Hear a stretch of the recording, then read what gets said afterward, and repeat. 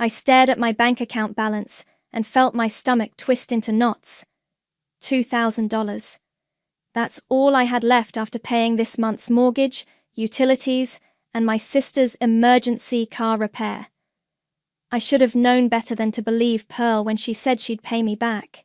My name is Grace, and at 26, I'm living the opposite of every post-college dream I ever had. Instead of my own apartment in the city or traveling the world, I'm stuck in my childhood bedroom, working 2 jobs and bankrolling my entire family's existence. Grace! My mother's voice carried up the stairs. The electricity bill is due tomorrow. I already paid it, Mom, I called back, minimizing my banking app. $3,000, gone just like that. I hadn't even bought myself new work shoes yet, despite the holes wearing through the soles.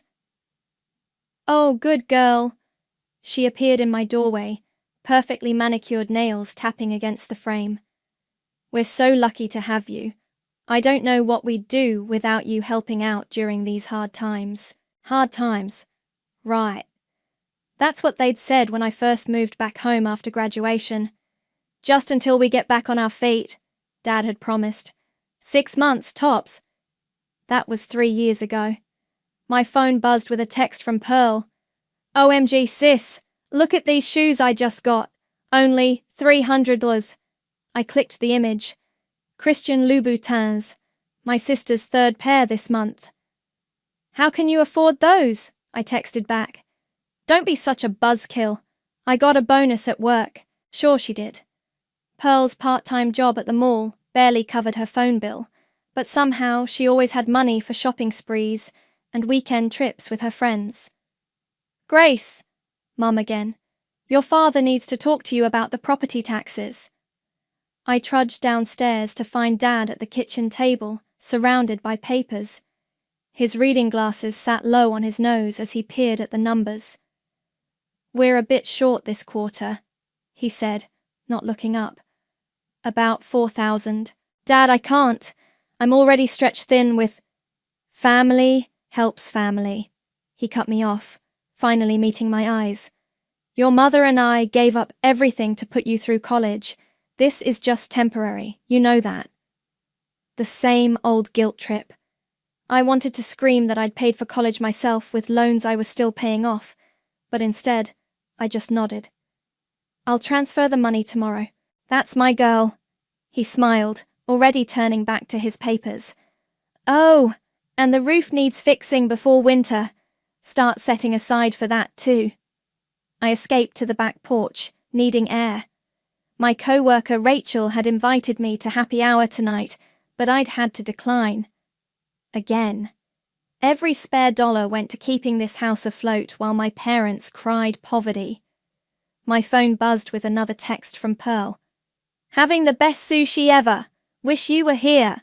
Attached was a photo of her at some upscale restaurant downtown, surrounded by friends and expensive plates of food. My dinner would be whatever I could scrape together from the kitchen, which I also stocked. I was about to head back inside when I heard my parents' voices drifting through the open window above me. They were on speakerphone with someone. Yes, we've got it all arranged, Mum was saying, her voice excited. 2 weeks through the Mediterranean. The cruise line upgraded us to a suite. That's wonderful, a woman's voice I didn't recognize. When do you leave? Next month, Dad replied. We figured after all these years of pinching pennies, we deserved something special for our anniversary. I froze, my heart pounding in my chest. What about the kids? The woman asked. Mom laughed. Pearl's too busy with her social life to notice, and Grace, well, Grace will be here taking care of the house like always. She's such a responsible one. You raised her well, the woman said. We did, Dad agreed. Sometimes I feel a bit guilty about how much we rely on her, but she's young. She can always make more money later. I stood there, rooted to the spot, as their conversation continued. Mediterranean cruise, suite upgrade. All while, I ate ramen for dinner and put off getting my cavity filled because I couldn't afford the copay. My hands were shaking as I pulled out my phone and opened my banking app again. $2,000. That's what was left of my life while they planned luxury vacations behind my back.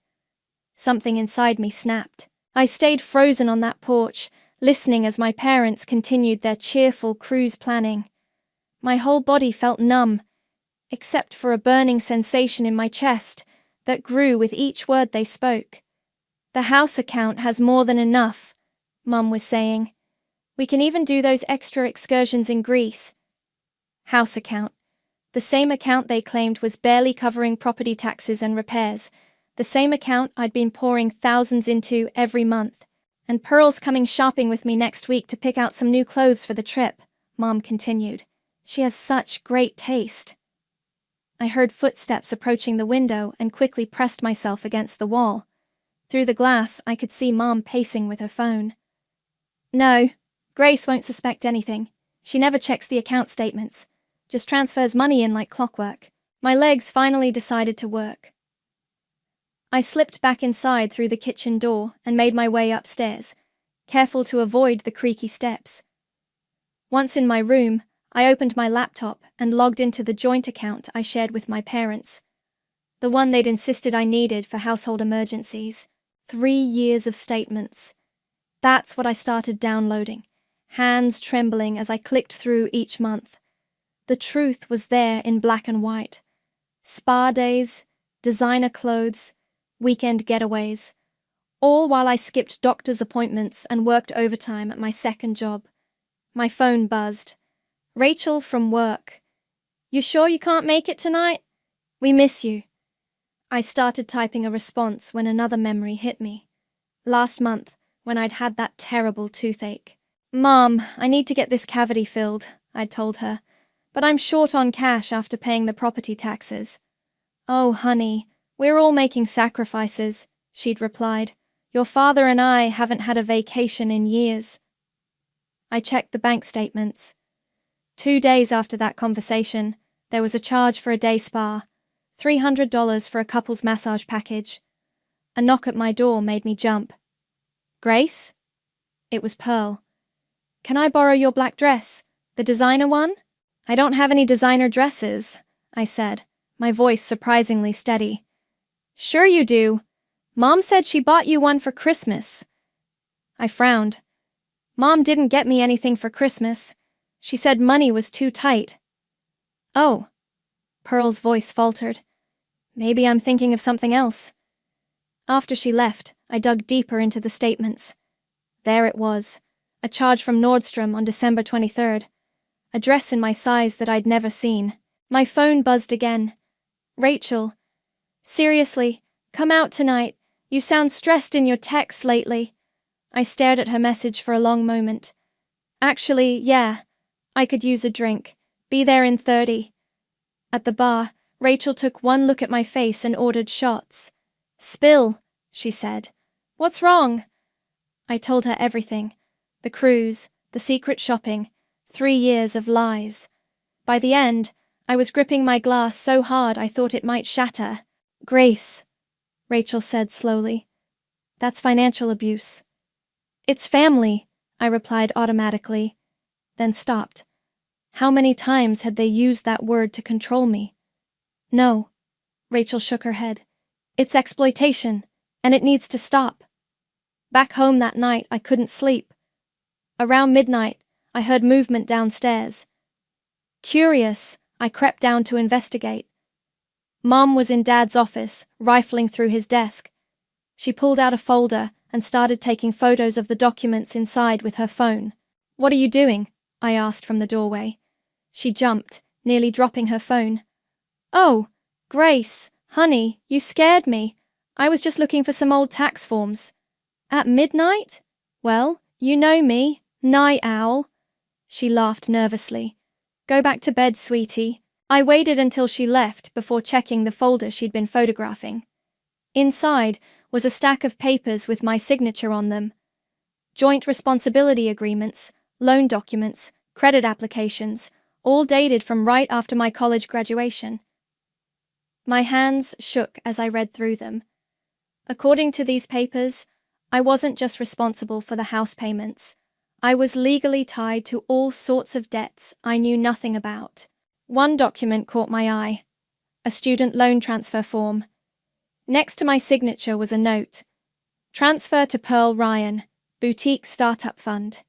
They'd used my student loan money to fund Pearl's failed clothing store venture. The one they told me had been financed by an inheritance from our aunt. I heard Mom's bedroom door close upstairs. Carefully, I took photos of every document, then returned them exactly as I'd found them. In my room, I created a new email folder labeled Evidence and started uploading the photos. Then I opened my browser and typed, "How to legally separate yourself from family finances." It was time to start planning my escape.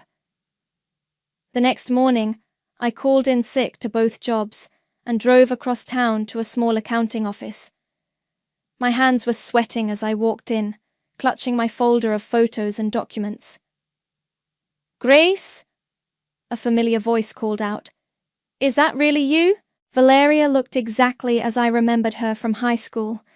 Sharp eyes behind stylish glasses, silver-streaked hair in a neat bun. She'd been our family accountant for years until she suddenly retired right after my college graduation. "I need your help," I said, sitting down across from her desk. "And I need to know why you really stopped working with my parents." She studied my face for a long moment. "Close the door." I did, then spread out the documents I'd photographed. Valeria's expression darkened as she looked through them. "I always wondered if they'd go through with it," she muttered. "Go through with what?" She pulled out a file from her cabinet. "3 years ago, your parents came to me with a proposal. They wanted to transfer all their debts to your name. Loans, credit cards, everything. Said it was temporary, just until they got back on their feet." My stomach lurched. "And?" I refused to help them do it. Told them it was unethical. They fired me the next day. She looked up sharply. "But clearly they found someone else who would." "What about Pearl's boutique? The student loan transfer?" Valeria's face hardened. "That money was meant for your graduate school. Your parents swore you'd agreed to give it to Pearl instead." "I never—" My voice cracked. "I didn't even know I had graduate school money." "There's more," Valeria said quietly. She pulled up some files on her computer. "Your parents opened several credit lines in your name. They used your social security number, probably from these documents you signed. The total liability—" She turned the screen toward me. The number made my vision blur. Over $100,000. "I'm going to be sick," I whispered. "No," Valeria said firmly. "You're going to be smart. I'm going to help you fix this, but you need to act fast." For the next 2 hours, we made plans. Valeria showed me how to freeze my credit, dispute unauthorized accounts, and document everything. She even called a lawyer friend who specialized in financial fraud. "What about the house account?" I asked. "Transfer your portion out immediately. They've been using your contributions for personal expenses. That money legally belongs to you." My phone buzzed. A text from Pearl. "Mom's taking me shopping for cruise clothes. Want to come?" I ignored it and turned back to Valeria. "I need somewhere to live. They can't know I'm leaving until I'm gone." "I might know someone," she said, reaching for her phone. "A client of mine owns apartments across town. He's discreet." 20 minutes later, a man named Kingsley arrived. He looked more like a surfer than a landlord, with tousled hair and friendly eyes. Valeria explained the situation, he said. "I have a 1-bedroom available. It's small but secure, and I can offer you a reduced rate if you help manage some tenant communications." "When can I move in?" "Today, if you need to." I felt tears pricking at my eyes. "Thank you." Back home that evening, I found Mom in the kitchen making dinner. The smell of her famous lasagna filled the air, my favorite meal. My stomach turned. "There's my hard-working girl," she smiled. "I made your favorite. Oh, and honey, the property tax bill came today." "I'll take care of it tomorrow," I said automatically, heading upstairs. In my room, I opened my laptop and started making lists. Bank accounts to close, bills to cancel, items to pack, a new email address to create. A knock at my door made me quickly minimize everything. Pearl bounced in, holding shopping bags. "Look what Mum bought me for the—" She stopped abruptly, eyes widening. "For the what?" I asked quietly. For the work conference. Next month." She laughed nervously. "Anyway, I got you something too." She pulled out a cheap scarf from one of the bags. The price tag was still on it, $12.99. Meanwhile, I could see the edge of a designer dress box peeking out of another bag. "Thanks," I said flatly. After she left, I added another item to my list. Forward all mail to new P.O. box. My phone buzzed with a text from Kingsley. "Apartment ready when you are. Key under mat." I looked around my childhood bedroom, at the walls that had witnessed so many lies. In 2 weeks, my parents and Pearl would leave for their secret cruise. They had no idea they'd come back to an empty house and a daughter who'd finally learned the truth about family. I opened my banking app and started moving money. "Are you sure about this?" Rachel asked, helping me load another box into her car. "Once you start, there's no going back." "I'm sure," I said, checking that my bedroom window blinds were still closed. It was 5 a.m. and my family wouldn't be up for hours. "Just 2 more boxes today." We'd been moving my belongings in small batches for a week now. Clothes, books, important documents. Anything I could sneak out without raising suspicion. The rest would have to wait for moving day. "Your new place is cute," Rachel said as we unloaded at Kingsley's apartment building. "Small, but cute." "It's mine," I replied, and my voice cracked on the word. "Actually mine." Back home, Mom was in the kitchen when I walked in. "Where were you so early?" "Morning run with Rachel," I said, the lie coming easily now. "Getting back in shape." "Good for you." She beamed. "Oh, speaking of exercise, I need your credit card for a moment. The gym membership renewal is due." "Can't you use yours?" Her smile tightened. "You know money's tight right now, sweetie, just until next month." I handed over my card, knowing full well she'd use it for cruise expenses. But it didn't matter anymore. This card would be cancelled in 2 weeks. At work, I took my lunch break to visit the bank. "I need to close all joint accounts," I told the manager, "and open new ones at a different bank." "Family accounts?" she asked, typing. "Not anymore." That afternoon, I created a spreadsheet of every bill I'd paid, every loan I'd covered, every emergency I'd funded. 3 years of financial records, meticulously documented. The total made me feel sick. My phone buzzed. "Pearl. Dad says the roof is leaking in my room. Can you call the repair guy?" "Pretty please." I ignored it. Let them figure it out themselves for once. That evening, I heard Mom and Dad discussing their upcoming trip in their bedroom. "Grace seems distracted lately," Mom said. "Do you think she suspects anything?" "How could she?" Dad replied. "She never questions anything we tell her. Besides, we'll be back before she knows it." I gripped the stair railing so hard my knuckles turned white. The next morning, I took a sick day and met with the lawyer Valeria had recommended. "They committed fraud," she said, reviewing my documents. "Multiple counts. We can press charges." "I don't want that," I said. "I just want out." "Then let's make sure you get out clean." She started drafting papers. "No legal ties, no shared accounts, no way for them to touch your money again." Back home, I found Mom in my room, going through my desk drawers. "What are you doing?" I asked from the doorway. She jumped.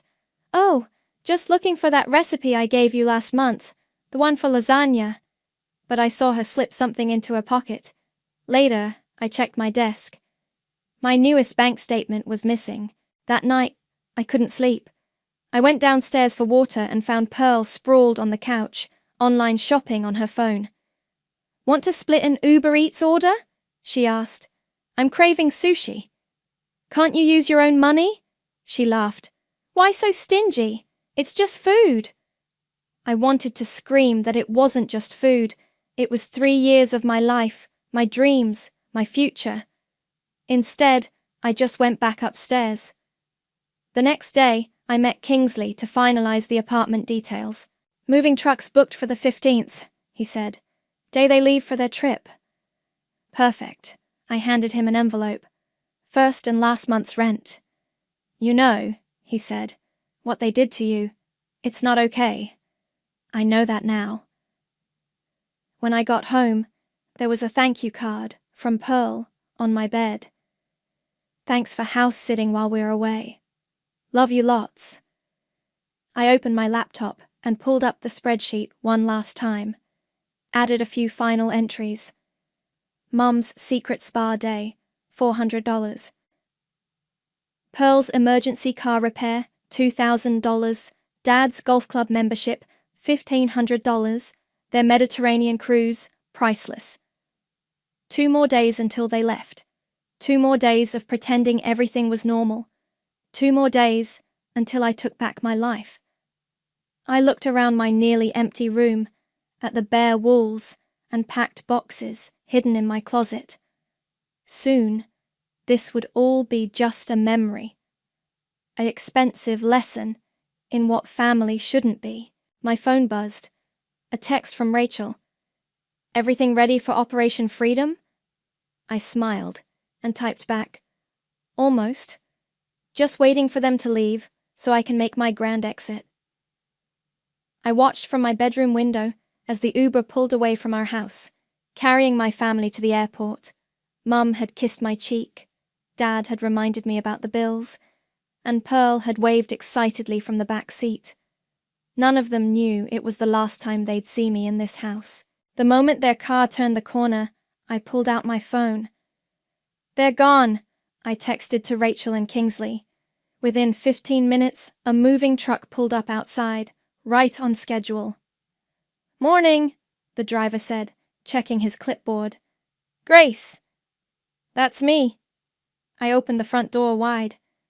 "Everything's packed and labeled. Let's do this fast." I'd spent the last 2 weeks meticulously organizing my exit. Every box was marked, every item catalogued. The movers worked efficiently, carrying out my life piece by piece while I supervised. "What's this?" One of them held up a stack of papers I'd left on the kitchen table. "That stays," I said quietly. "It's their parting gift." The envelope contained everything. Bank statements showing their secret purchases, credit card bills revealing their lies, loan documents they'd forged my signature on. And on top, a letter I'd spent hours writing. "Dear Mum, Dad, and Pearl, by the time you read this, I'll be gone. Here's a detailed account of everything you've taken from me over the past 3 years. Total household expenses, $48,762, emergency loans, $31,450, Pearl's boutique, my stolen student loan, $25,000, unauthorized credit cards in my name, $42,190, your Mediterranean cruise, $12,000, grand total, $160,102. Don't bother trying to contact me. All shared accounts are closed. All automatic payments are stopped. The house is your responsibility now, just like it always should have been. Enjoy your cruise. Grace. I'd added copies of their social media posts. Mum's spa day check-ins, Pearl's shopping hauls, Dad's golf club photos, all time-stamped on days they'd claimed to be broke. The movers finished in just under 2 hours. I did one final walkthrough of my bedroom, making sure I hadn't forgotten anything important. My phone buzzed. A text from Mum. "Boarding soon. Don't forget to water my plants." I deleted it without responding. In the kitchen, I laid my house key next to the envelope. Then I pulled out another set of documents. These ones from Valeria and the lawyer. official notices of account closures, credit freezes, and fraud alerts. They'd know exactly how thoroughly I'd cut ties. "Ready to go?" Rachel asked from the doorway. She'd come to drive me to my new apartment. Almost. I pulled out my phone and opened my banking app one last time. Every account I shared with them had been drained, legally, since my name was on them. The money was now safely in my new private account at a different bank. I took a deep breath and started blocking numbers. Mum, Dad, Pearl, all their social media accounts, email addresses, everything. Now I'm ready. The drive to my new apartment felt surreal. Behind us, the moving truck followed with my belongings. 3 years of indentured servitude, packed into cardboard boxes. "They're going to lose their minds," Rachel said.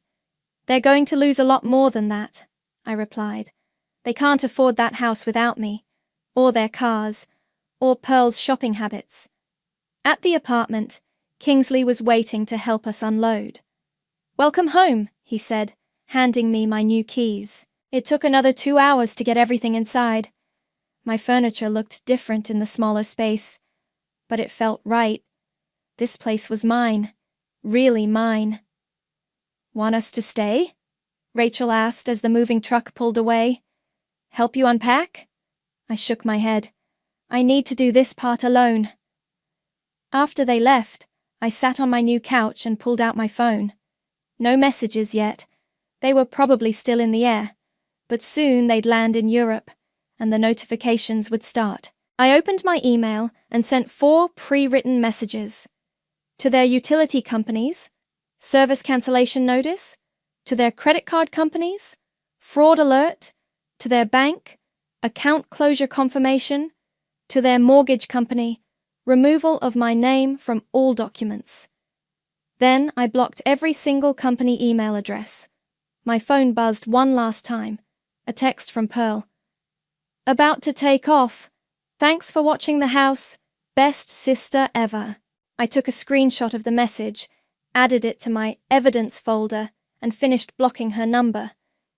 Then I walked to my new kitchen, poured myself a glass of wine, and smiled. They had 2 weeks of luxury ahead of them. I had a lifetime of freedom. 3 days into my new life, Rachel forwarded me a screenshot from Pearl's Instagram story. "Can't reach my sister. Anyone know if she's okay? Starting to worry." I laughed darkly. They must have just discovered the envelope. "Your mom tried calling the office today," Rachel texted next. "I told her you don't work here anymore. She didn't take it well." My phone had been blowing up with blocked calls and messages for the past 24 hours. I'd gotten a new number, but kept the old one active to document their attempts to contact me. Later that afternoon, Valeria called. "They're trying to access the house account," she said. "The bank denied them. Your documentation of unauthorized spending worked. They're locked out." "Good," I said, unpacking another box in my kitchen. "How bad is it for them?" "Bad. The mortgage payment bounced this morning. And those credit cards they opened in your name? I've got the fraud department investigating." My hands shook slightly as I placed mugs in the cabinet. "Any legal threats yet?" "They can't make any. The evidence is too clear." She paused. "But Grace, Pearl posted something concerning on social media about coming back early to fix things." I checked Pearl's Instagram. Sure enough, there was a new story. "Cutting our trip short. Family emergency. Can't believe what's happening." Satai. An hour later, my old co-worker Maria messaged me. "Your mum's here at the coffee shop, telling everyone you had a mental breakdown and stole their money. Want me to set the record straight?" "No," I replied. "Let them dig their own grave." That evening, I got an email from an unfamiliar address. It was Dad, writing from his work account. "Grace, what you've done is unforgivable. We're your family. We gave you everything. Your mother is in tears. Pearl had to cancel her semester abroad. How could you be so selfish? The least you can do is answer our calls." I forwarded it to my lawyer without responding. The next day, Pearl's posts turned nasty. PSA: watch out for toxic family members who pretend to care about you but are just waiting to stab you in the back. Rachel sent me more screenshots. Mom had joined local Facebook groups, posting about her mentally unstable daughter who needed help. The comments were full of sympathetic responses until someone who knew the truth started posting receipts of their spending. The post disappeared within hours. A week into my disappearance, Kingsley texted, "Heads up, your parents were asking about you at the building next door. They're getting desperate." I'd been expecting this. They'd try every apartment complex in the area, thinking I couldn't afford to live far from my old jobs. That afternoon, I got another email, this time from Mom. "Sweetie, please come home. We can work this out. Yes, we made mistakes, but that's what families do. We forgive each other. Your father's blood pressure is through the roof. Is that what you want? To make us sick with worry?" I added it to my documentation folder and kept unpacking. The next day, my lawyer called. "They tried to report you for theft," she said. "The police laughed them out of the station when they saw the evidence. But be careful. They're getting desperate." I glanced out my window at the security camera Kingsley had installed. "I'm ready for them." Pearl's next Instagram post was a throwback photo of us as kids, missing my sister. Wish she'd realize what she's throwing away. Family is forever. The comments were brutal. "Didn't you steal her student loan money? Weren't you just bragging about your shopping sprees last week? Pretty sure family doesn't financially abuse family." She deleted it within minutes. That evening, I got a notification from my bank. They were trying to open a new credit card in my name again. The fraud alert blocked it instantly. "Your father called the electric company," Valeria texted. "Tried to get them to put the bill back in your name. They refused." I smiled, remembering all the times they'd told me I couldn't survive without them. Now they were the ones struggling to keep the lights on. Rachel sent me one final screenshot for the day. Mum's latest social media post. "Sometimes the people you help the most hurt you the worst. But we're still praying for our daughter to come to her senses. A mother's love is unconditional." I closed my laptop and looked around my new apartment. The walls were bare, boxes still scattered around, but it felt more like home than that house ever had. My phone buzzed with a voicemail notification from Pearl. "You just destroyed this family." No, I thought. They destroyed it themselves. I just stopped paying the bills. I was carrying groceries up to my apartment when I saw them. Mom, Dad, and Pearl, standing in the parking lot next to their car. My heart stopped, then started racing. "Grace!" Mom called out, already rushing toward me. "Finally! We've been looking everywhere!" I dropped my groceries inside my door and stepped back out, closing it firmly behind me. Kingsley appeared from his office, phone in hand. "Everything okay here?" he asked, but his thumb was already moving over the keypad, calling security. "This is a family matter," Dad said sharply. "Please leave us." "I'm staying," Kingsley replied, leaning against the wall. Mom reached for my arm. I stepped back. "Don't touch me." "Grace, honey, you're being ridiculous," she said, her voice taking on that sickly sweet tone I knew so well. "Let's just go home and talk about this." "Home?" I laughed. "You mean the house you can't afford without me? How's that mortgage payment working out?" Dad's face darkened. "We raised you better than this. After everything we've done for you." "Everything you've done to me," I corrected. "The loans in my name, the credit cards, my stolen student fund?" Pearl stepped forward. "It wasn't stealing. I needed that money for my business." "A business that failed in 3 months while I worked 2 jobs to pay for your shopping sprees." "We're your family!" Mom's voice cracked. "You can't just abandon us." "Watch me." 2 security guards rounded the corner. Kingsley nodded at them. You need to leave, one guard said to my parents. We're not going anywhere without our daughter, Dad growled. Your daughter? I pulled out my phone. Let's talk about your daughter. Let's talk about the 3 years of bank statements showing how you used me. The forged loan documents. The credit fraud. Should I call the police and show them? Mom's face went white. You wouldn't dare. Try me. I have copies of everything. Every lie. Every theft. Every manipulation. We gave you a roof over your head, Dad shouted. No, I gave you a roof, and cars, and vacations, and Pearl's shopping addiction. I paid for everything while you cried poverty and lived like royalty. It wasn't like that, Pearl protested weakly. Really? Should we pull up your Instagram? All those posts about your shopping sprees and fancy restaurants while I ate ramen for dinner. The security guards moved closer. Last warning, one said.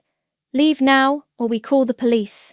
Grace, Mom tried one last time, tears streaming down her face. Please, we can't manage without you. That sounds like a you problem. My voice was ice cold. I'm done managing your lives, done funding your lifestyle, done being your personal ATM. After everything we sacrificed, Dad started. The only thing you sacrificed was my trust. And if you ever try to contact me again, if you ever try to use my name for anything, I'll press charges for fraud. I have enough evidence to put you all away.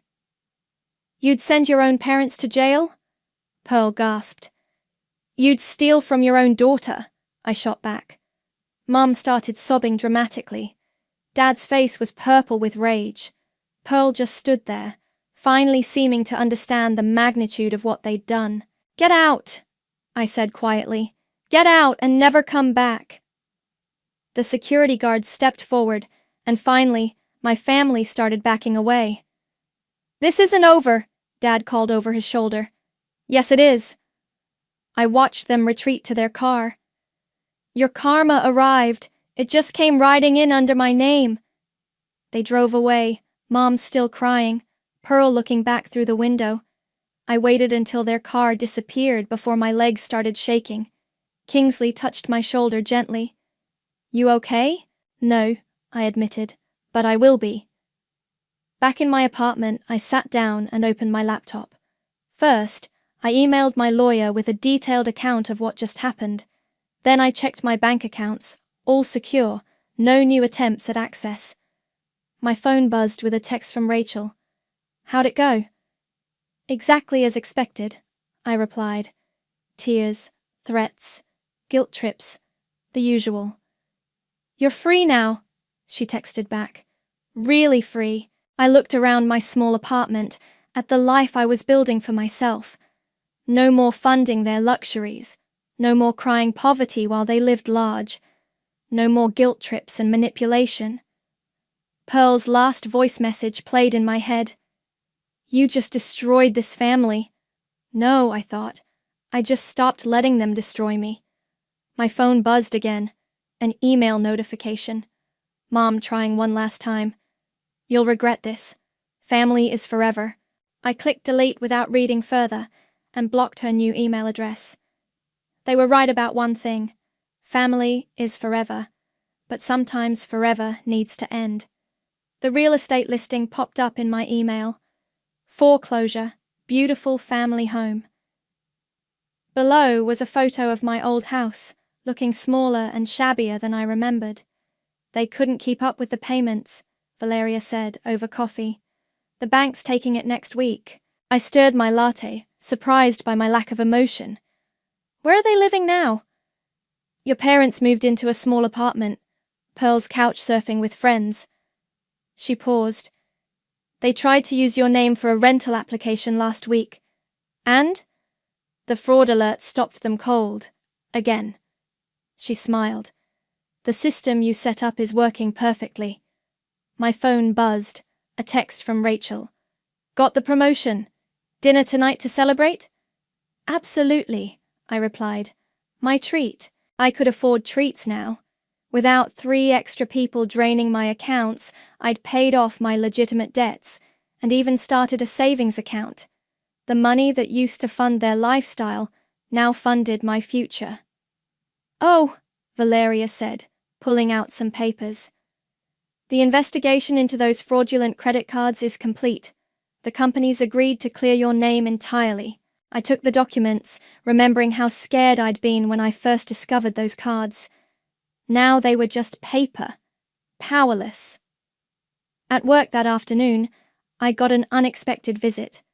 Pearl stood awkwardly by my desk, looking thinner and less polished than before. "Security called up," I said coldly.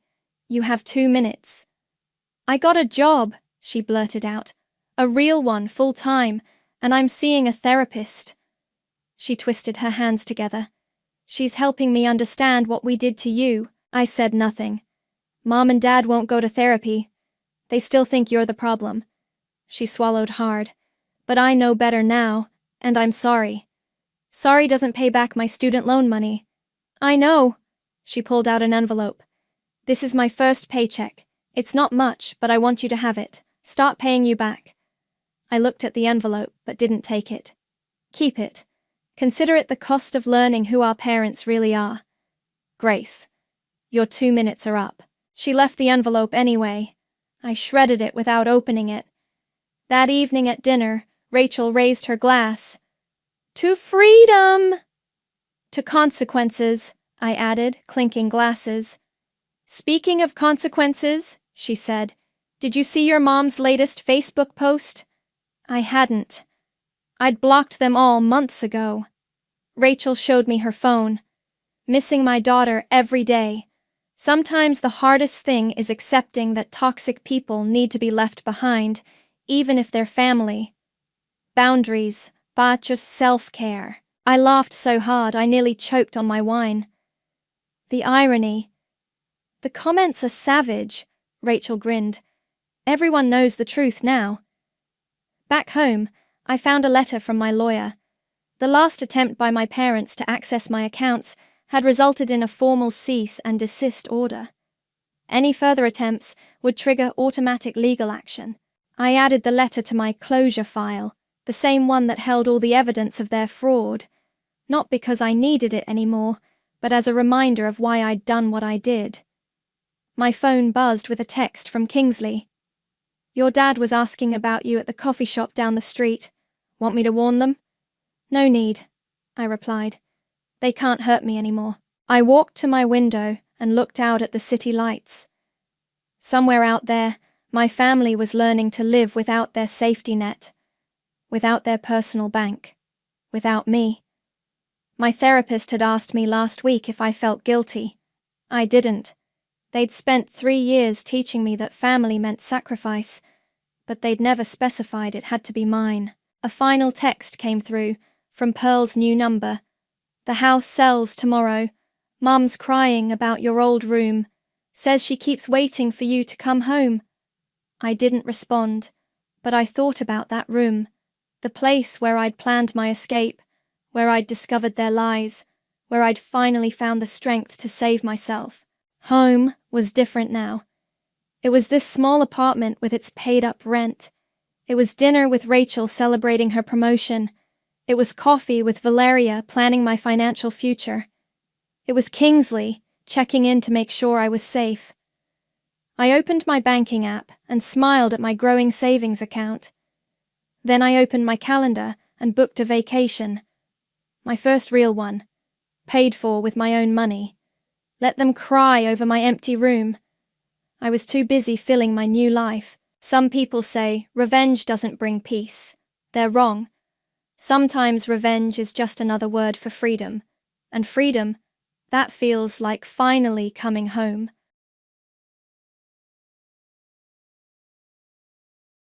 My name is Nancy, and there's a vast world out there that I've only caught glimpses of. As a child, I saw it on TV, majestic wildlife, stunning landscapes, and people speaking in languages foreign to my ears. The desire to experience it firsthand grew stronger as I got older, and by the time I reached college, I took the leap and studied abroad. In that distant country, I found the world I had always dreamed about, even though I faced a language barrier. I encountered vibrant communities, unique animals, and breathtaking scenery. That experience ignited a passion in me to help others discover the wonders of travel. After graduating, I landed a job at a travel agency, where I planned tours, drawing on my time abroad to handle everything from site inspections to negotiations. It was a demanding job, but I managed to balance my career and personal life well. During this time, I married Daniel, a colleague from work, and life settled into a good rhythm until issues with my mother-in-law, Barbara, began to surface. As a traditional homemaker, Barbara believed that women should stop working after marriage. I respected her opinion but felt it was outdated. When I voiced my thoughts, she shot back, "Isn't a woman's duty to support her husband? Do you have a problem with that?" Though I disagreed, Barbara and I never saw eye to eye. To avoid tension, Daniel and I decided to buy a house and move out. He was on board immediately, and soon enough, we had our own place, but Barbara started visiting more frequently, always creating noise and tension with Daniel during her stays. She hardly cared for her own husband, Anthony, which I found hypocritical, but I bit my tongue, unwilling to spark a fight. One weekend, amidst her usual disruptive chatter, Barbara mentioned something out of the blue. "I'm going on a trip next week. You should be careful." "Wait, what? What do you mean?" I asked, confused. "Nancy, you're coming too," she said, matter-of-factly. "But that's so last minute," I protested. "I have work." "It's a family trip. Don't you consider in-laws family?" she snapped. "That's not what I meant," I replied, taken aback. "Then make it happen," she said flatly. Despite my hesitation, Barbara took it upon herself to book the hotel. Her condescending tone returned as she added, "Oh, I forgot to mention, it's London. You're always bragging about your job at the travel agency, aren't you?" "I wasn't bragging," I said defensively. "So you should have no problem handling this," she pressed.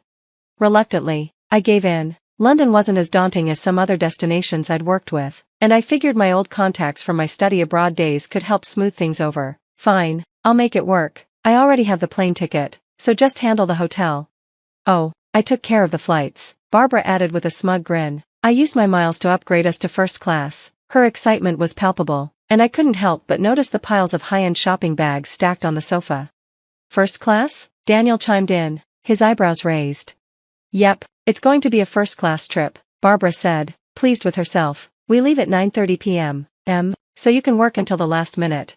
Her insistence left me with no choice but to ensure everything else went smoothly. The hotel situation was trickier, given the short notice, but I tapped into my old network and secured 2 rooms for 4 people. My contact, thankfully, was able to pull some strings.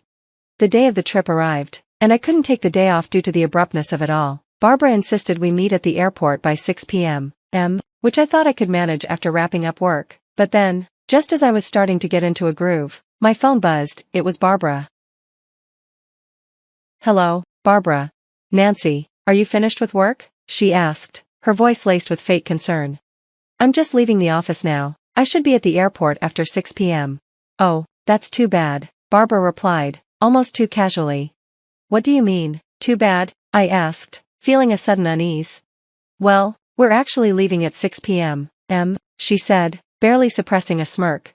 "No way." I rushed back to my desk, frantically pulling up the flight schedule on my computer. Sure enough, there was a 9:30 p.m. flight to London, but there was also a flight departing right after 6 p.m. "Are you on this flight?" I asked, my voice rising.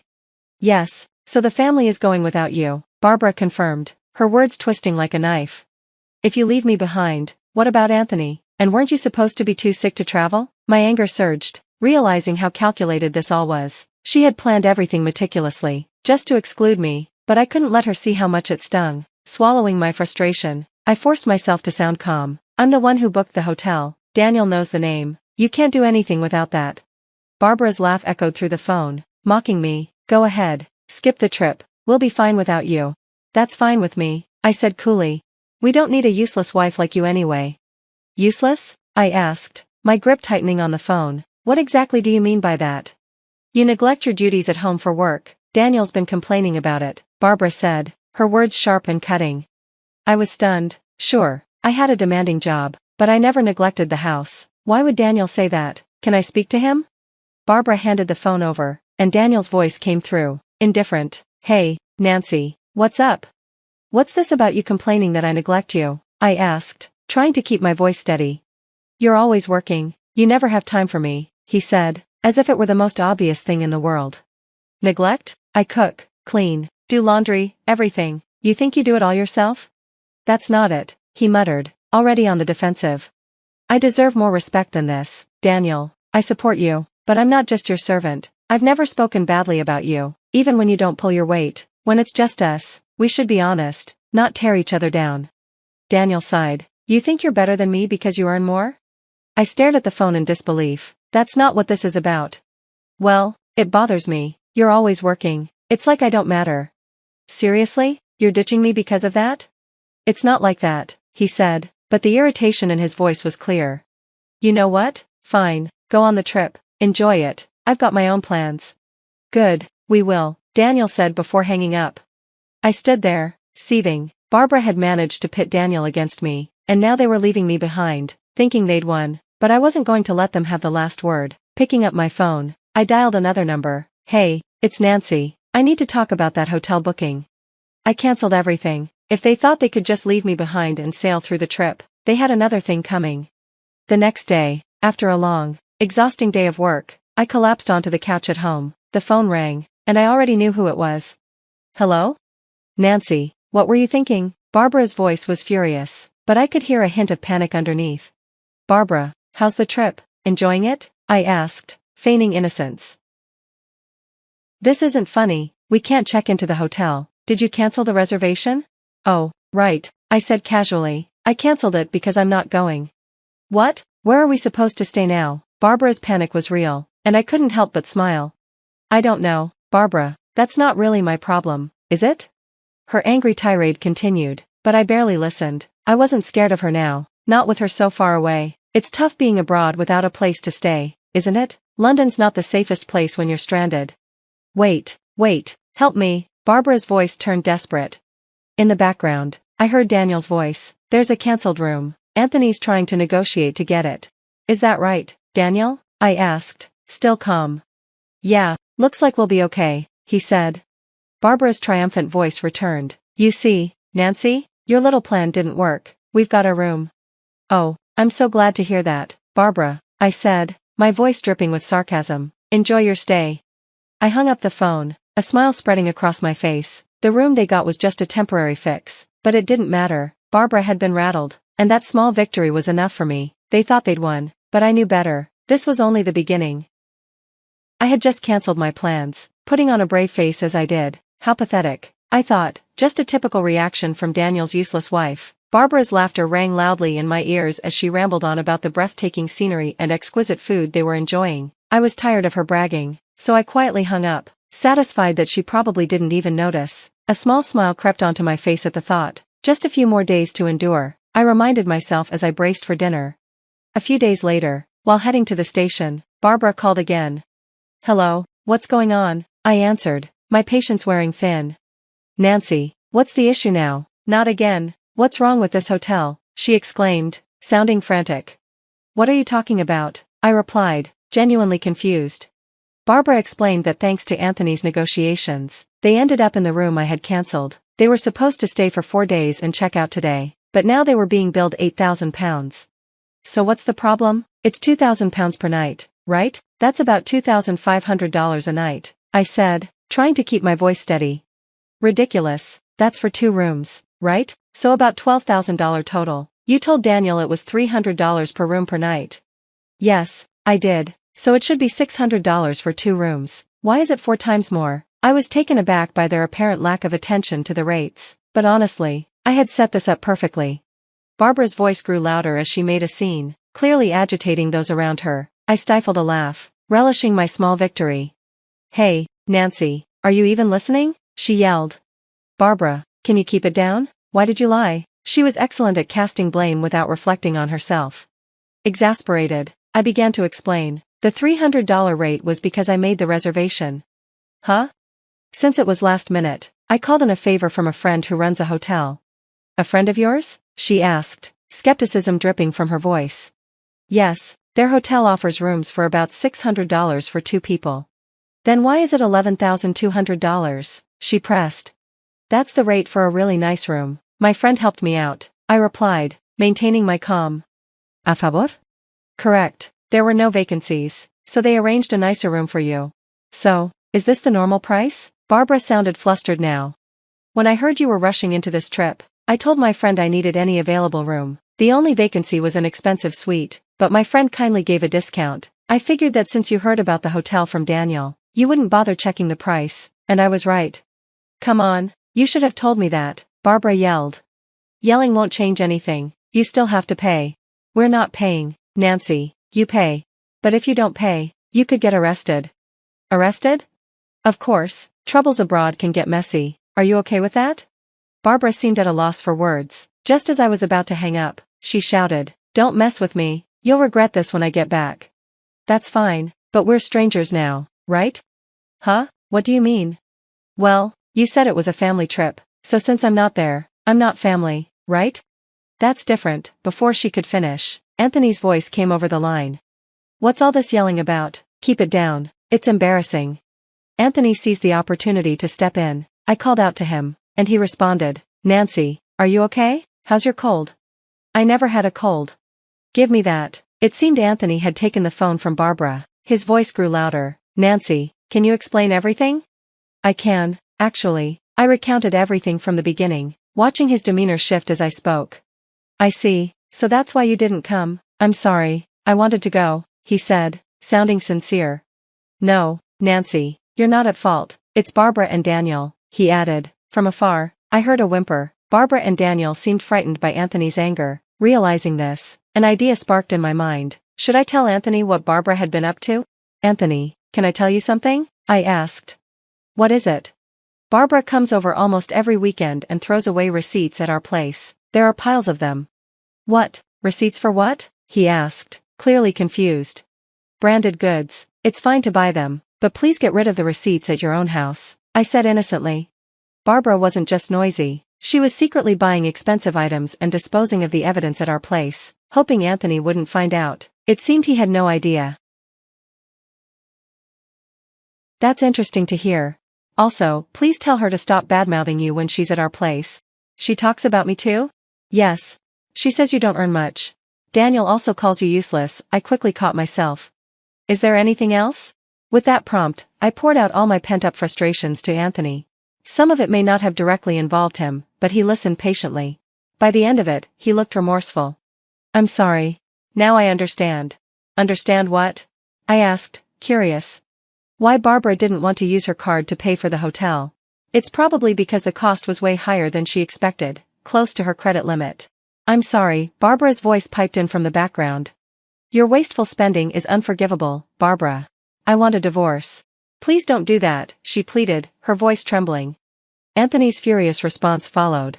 Barbara, why didn't you defend yourself? That's... Don't come to my house again. You need to reflect on this alone.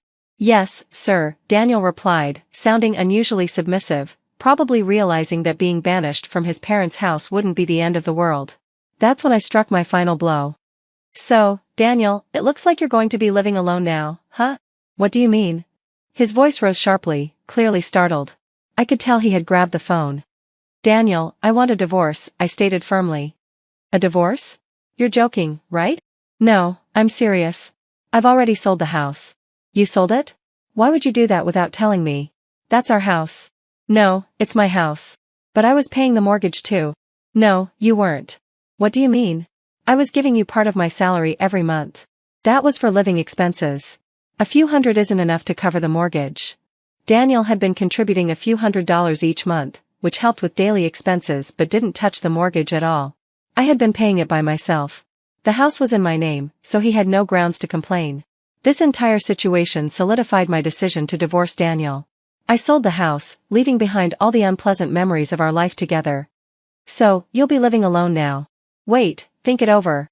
No, it's already decided. I'll reach out once I find a new place. Then I'll send you the official notice. Official notice? Of course. I'll be claiming compensation in the divorce. Wait for me. I could hear Daniel's desperate cries on the other end, but I didn't feel the slightest bit of sympathy. I hung up the phone. In the following weeks, Daniel and I finalized the divorce. To my surprise, Anthony also divorced Barbara. Because of her reckless spending, Barbara received no compensation and was left to fend for herself. Daniel, nearly broke from his extravagances, now lived in a rundown apartment and commuted to work. In a strange twist, things might have been easier for him than for Barbara. With no house or money, and Daniel's small apartment too cramped, Barbara had to take a live-in job, working tirelessly from dawn until dusk. As for me? I'm thriving. Being single has given me more free time and the freedom to manage overseas negotiations. I've become a reliable figure at work, and I've even heard whispers of a promotion to department head. Today, I'm busy flying around the globe, planning exciting new tour packages.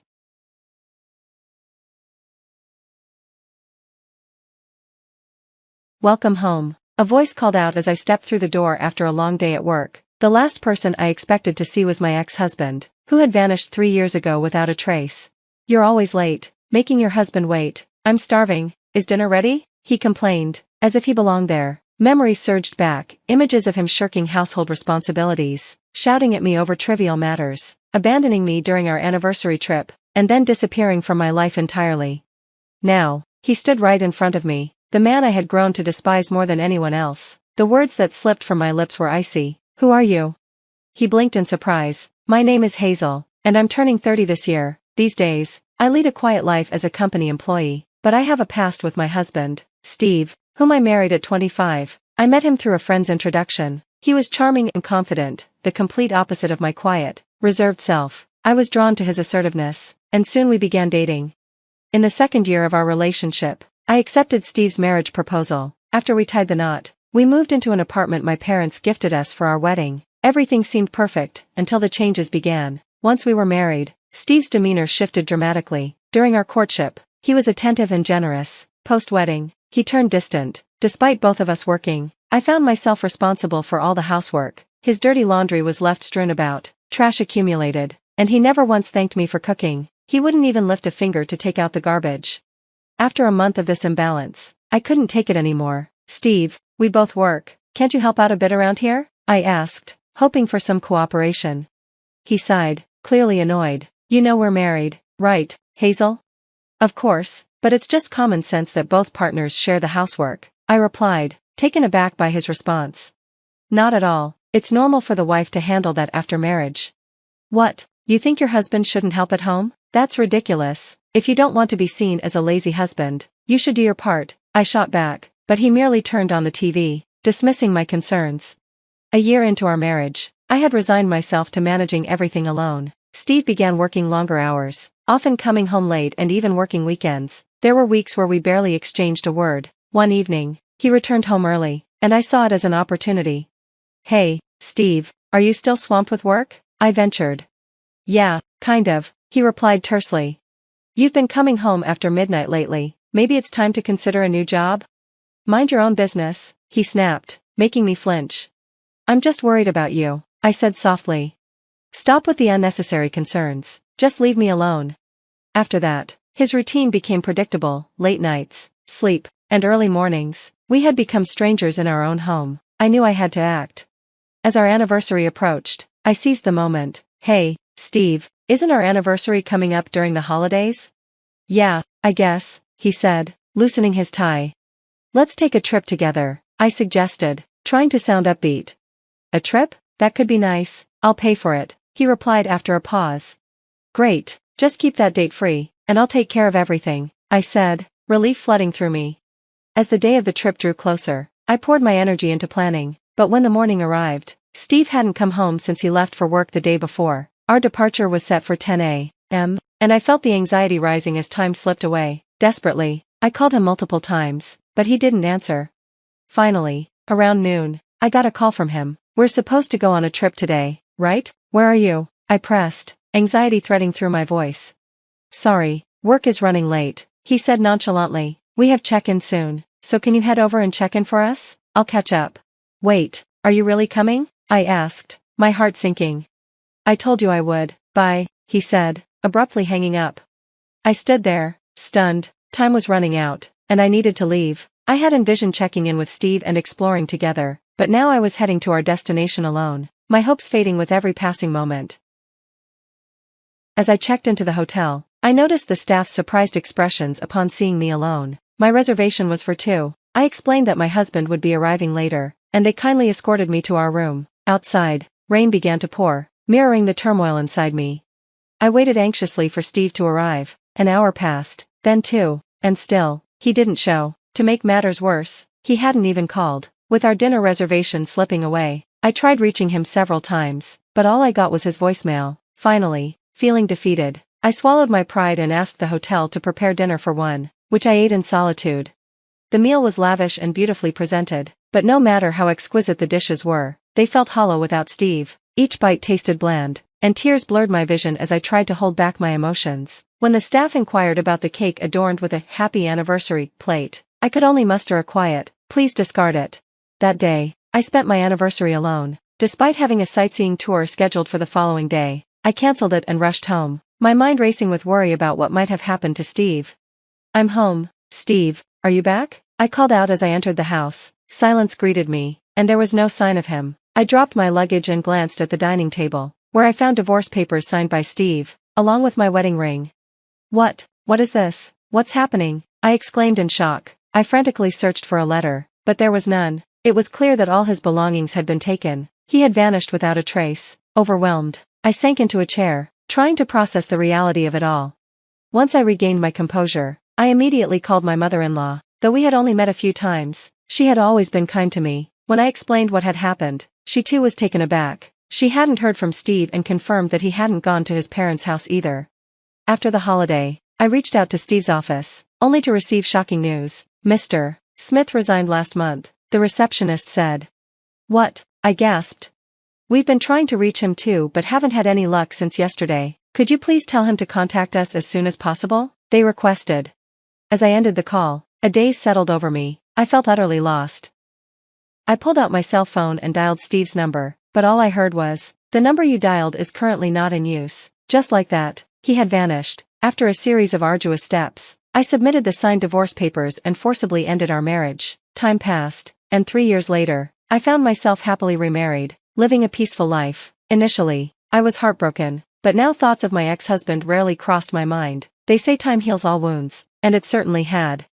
One evening, after another long day at work, I returned home alone and noticed something odd. The lights were on. That's strange. Did I forget to turn them off this morning? I wondered. As I reached for the doorknob, I realized the front door was unlocked. My heart raced when I spotted a pair of worn men's sneakers at the entrance, sneakers I didn't recognize. Just as I was about to call the police, a familiar figure appeared in the doorway. "Oh, welcome home, Hazel," he said casually.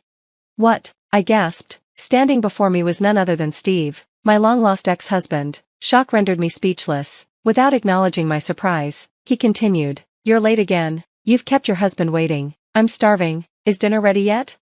His flippant remarks unleashed a torrent of memories from 3 years prior. The way he dumped all the household chores on me as if it were my obligation. His unreasonable yelling, standing me up during our anniversary trip, and then vanishing completely. And now, here he was, the man I despised more than anyone, standing right in front of me. My voice came out icy and detached. "Who are you?" "Huh?" Steve blinked, taken aback. I returned his gaze sharply, my resolve hardening. "Leave now, or I'll call the cops." Wait a minute. You can't tell me you've forgotten your husband's face," he shot back, wearing a smug grin. But upon closer inspection, I noticed he had put on weight, let his hair and beard grow wild, and looked utterly disheveled compared to the man I once knew. Holding back my revulsion, I shot back, "Stay back." "What do you mean by husband?" he asked, feigning innocence. "Come on, we're still married, aren't we? Just because we haven't seen each other doesn't mean you can forget." "What are you talking about? I filed for divorce a long time ago. We're strangers now," I declared firmly. The look on Steve's face was like he had been struck by lightning, eyes wide, mouth agape. He stammered, "Why would you do that?" "You left signed divorce papers, didn't you?" I replied, my irritation mounting. "What, you took it seriously? Did you really submit it?" His flustered tone was dripping with self-pity. I glared at him, disgust washing over me. "Is that a problem?" "Of course it is. I didn't intend to get divorced at all." "What? I thought you'd wait for me. I didn't think you'd actually go through with it."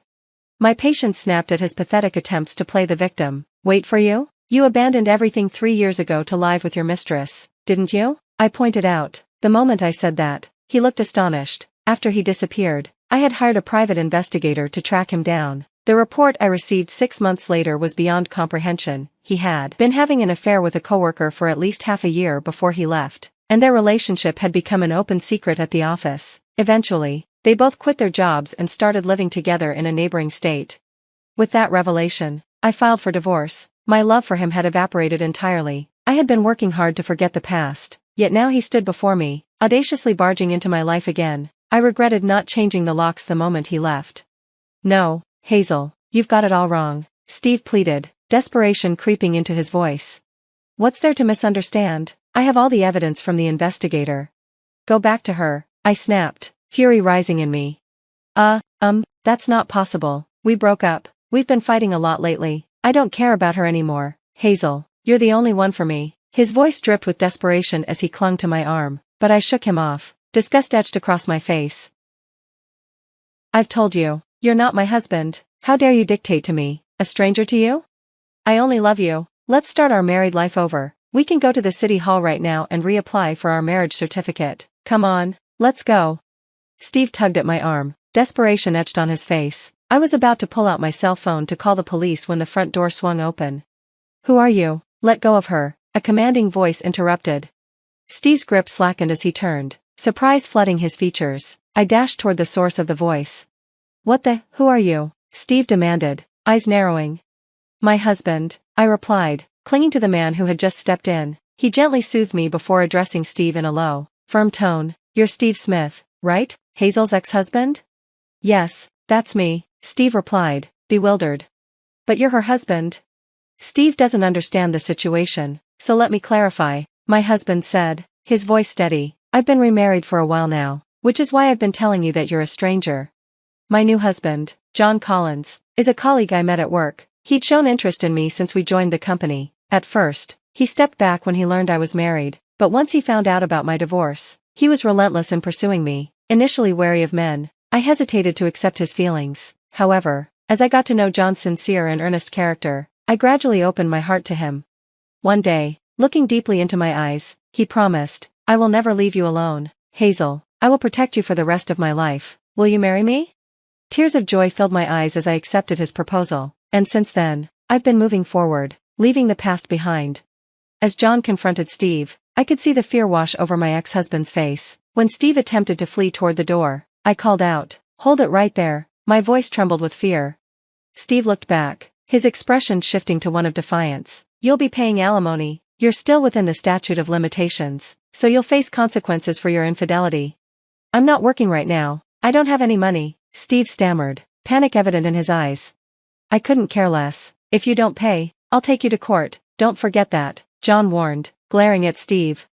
With an apologetic glance, Steve turned and dashed away, tail between his legs. In the quiet aftermath, I turned to my husband. I'm so sorry about all this. I never expected him to show up after all this time. It's okay, it must have shocked you, too, Hazel. From now on, just let me know if anything happens. I'll protect you with everything I've got, John said, pulling me into a comforting embrace. In the following days, I learned that Steve had returned to his parents' home. My former mother-in-law contacted me, agreeing to handle the alimony payments. She said that Steve would work off his debt on their family farm. I truly hope that the proud and selfish Steve can change and learn to be honest, but I have no desire to be involved with him ever again. Having learned from this experience, I decided to move to a new apartment, and on top of everything, I recently discovered that I'm pregnant with John's child. He is overjoyed at the news, and I know we're on our way to building a happy family together.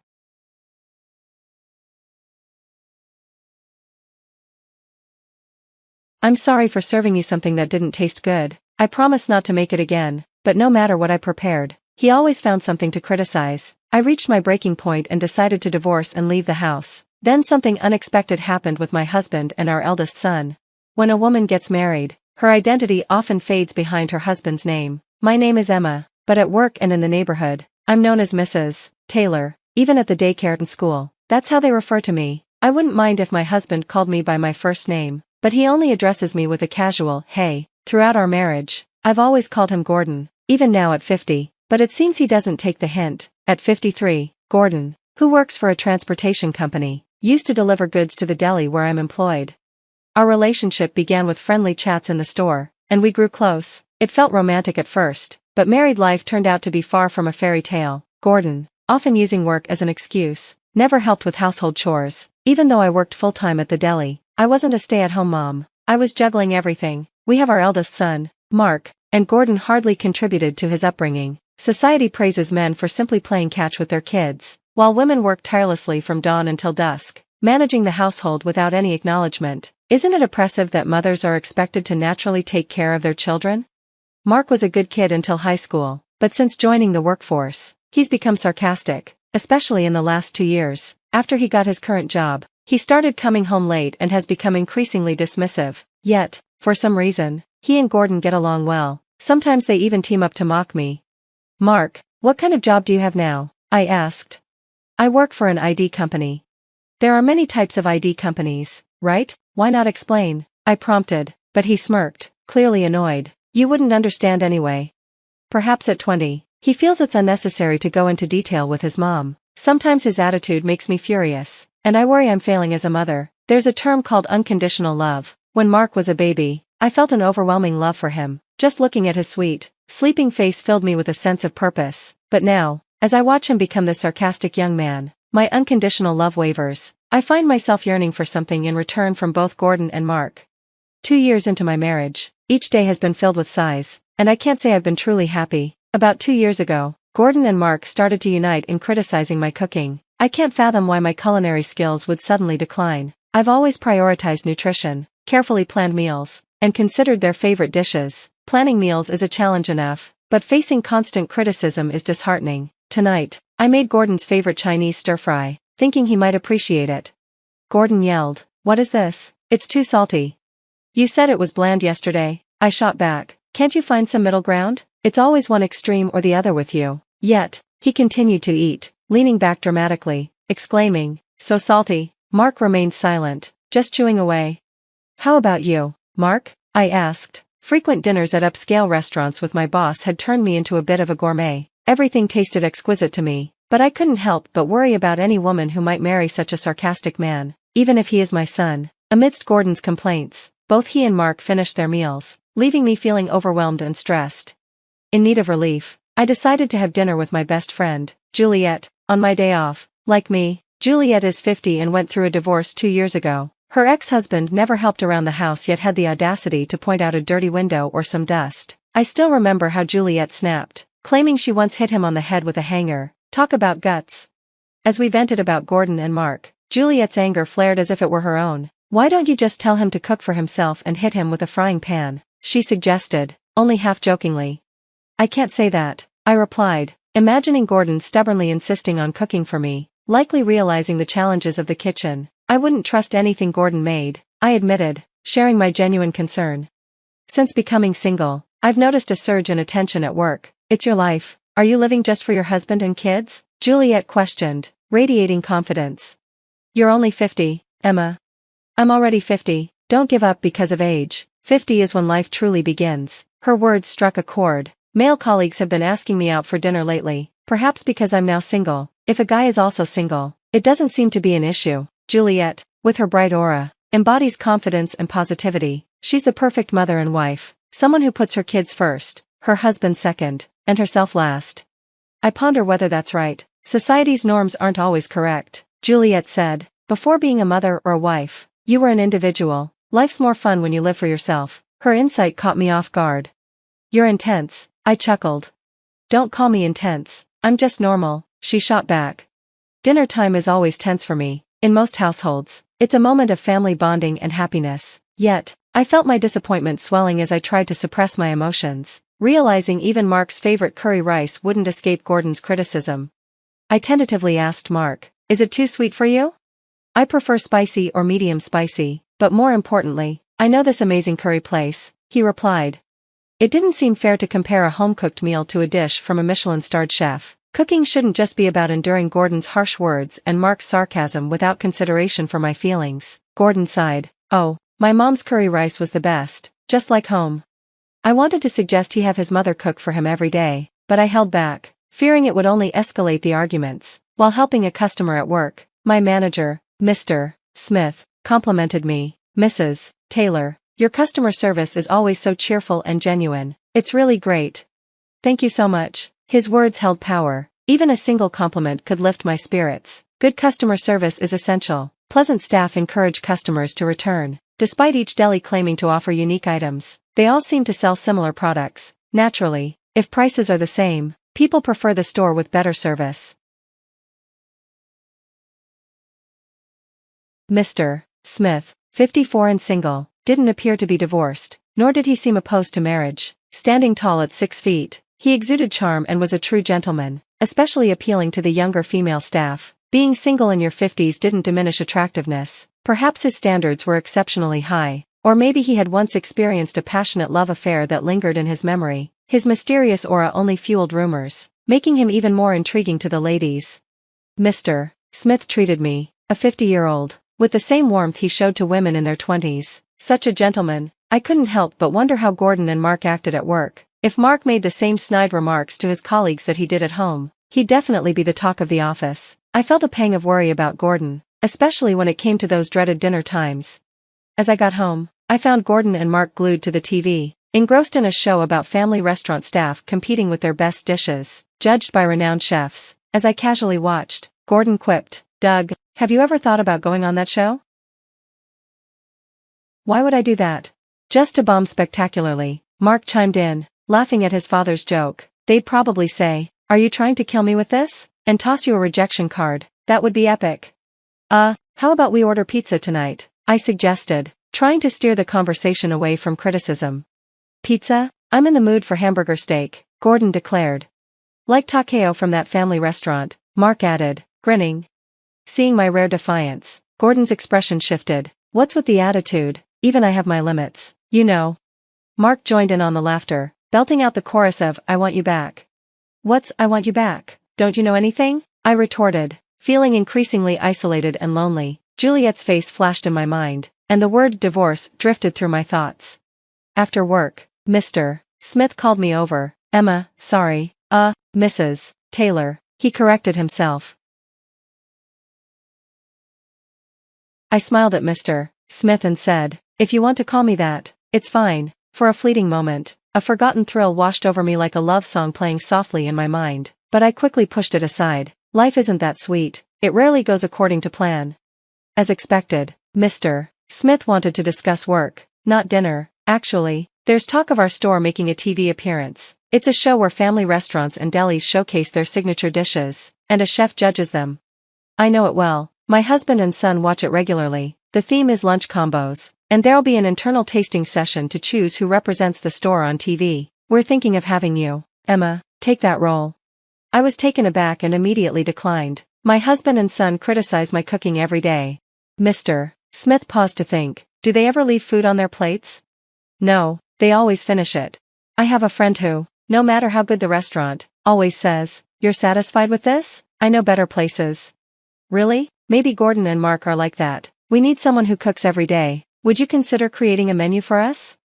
The responsibility felt overwhelming, and I hesitated, but a part of me longed for the challenge. I wanted feedback from people other than Gordon and Mark. So, taking the plunge, I crafted a lunch combo. The company's top executives tasted it and unanimously approved my dish. While my colleagues were thrilled, I felt a mix of shock and resentment toward Gordon and Mark. Despite their daily criticisms, everyone else loved what I made. I couldn't understand why they belittled my cooking. Was it all just for fun? Furious, I left work early and stopped by the city office, not mentioning my selection for the TV show to Gordon and Mark.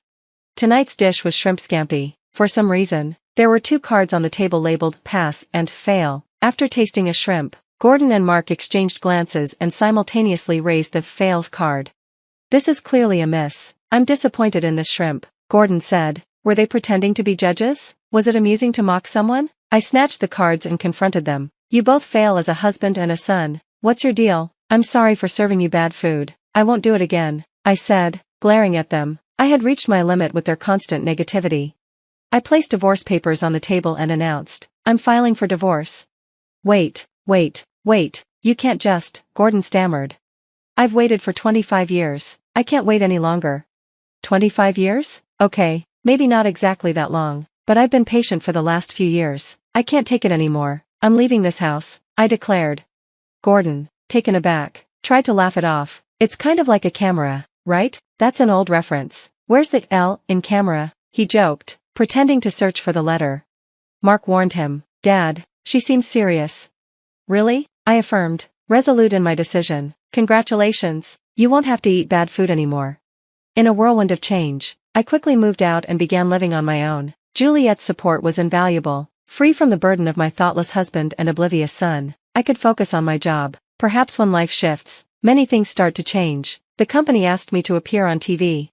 No way, I can't do TV. You should get someone younger and prettier. That's how it works, I protested. Most people only get one chance at TV in their lifetime. While part of me was eager, I was worried about how I'd look on screen. The show would have the chief judge ask detailed questions about the dish, and if I wasn't the one who made it, I wouldn't be able to answer.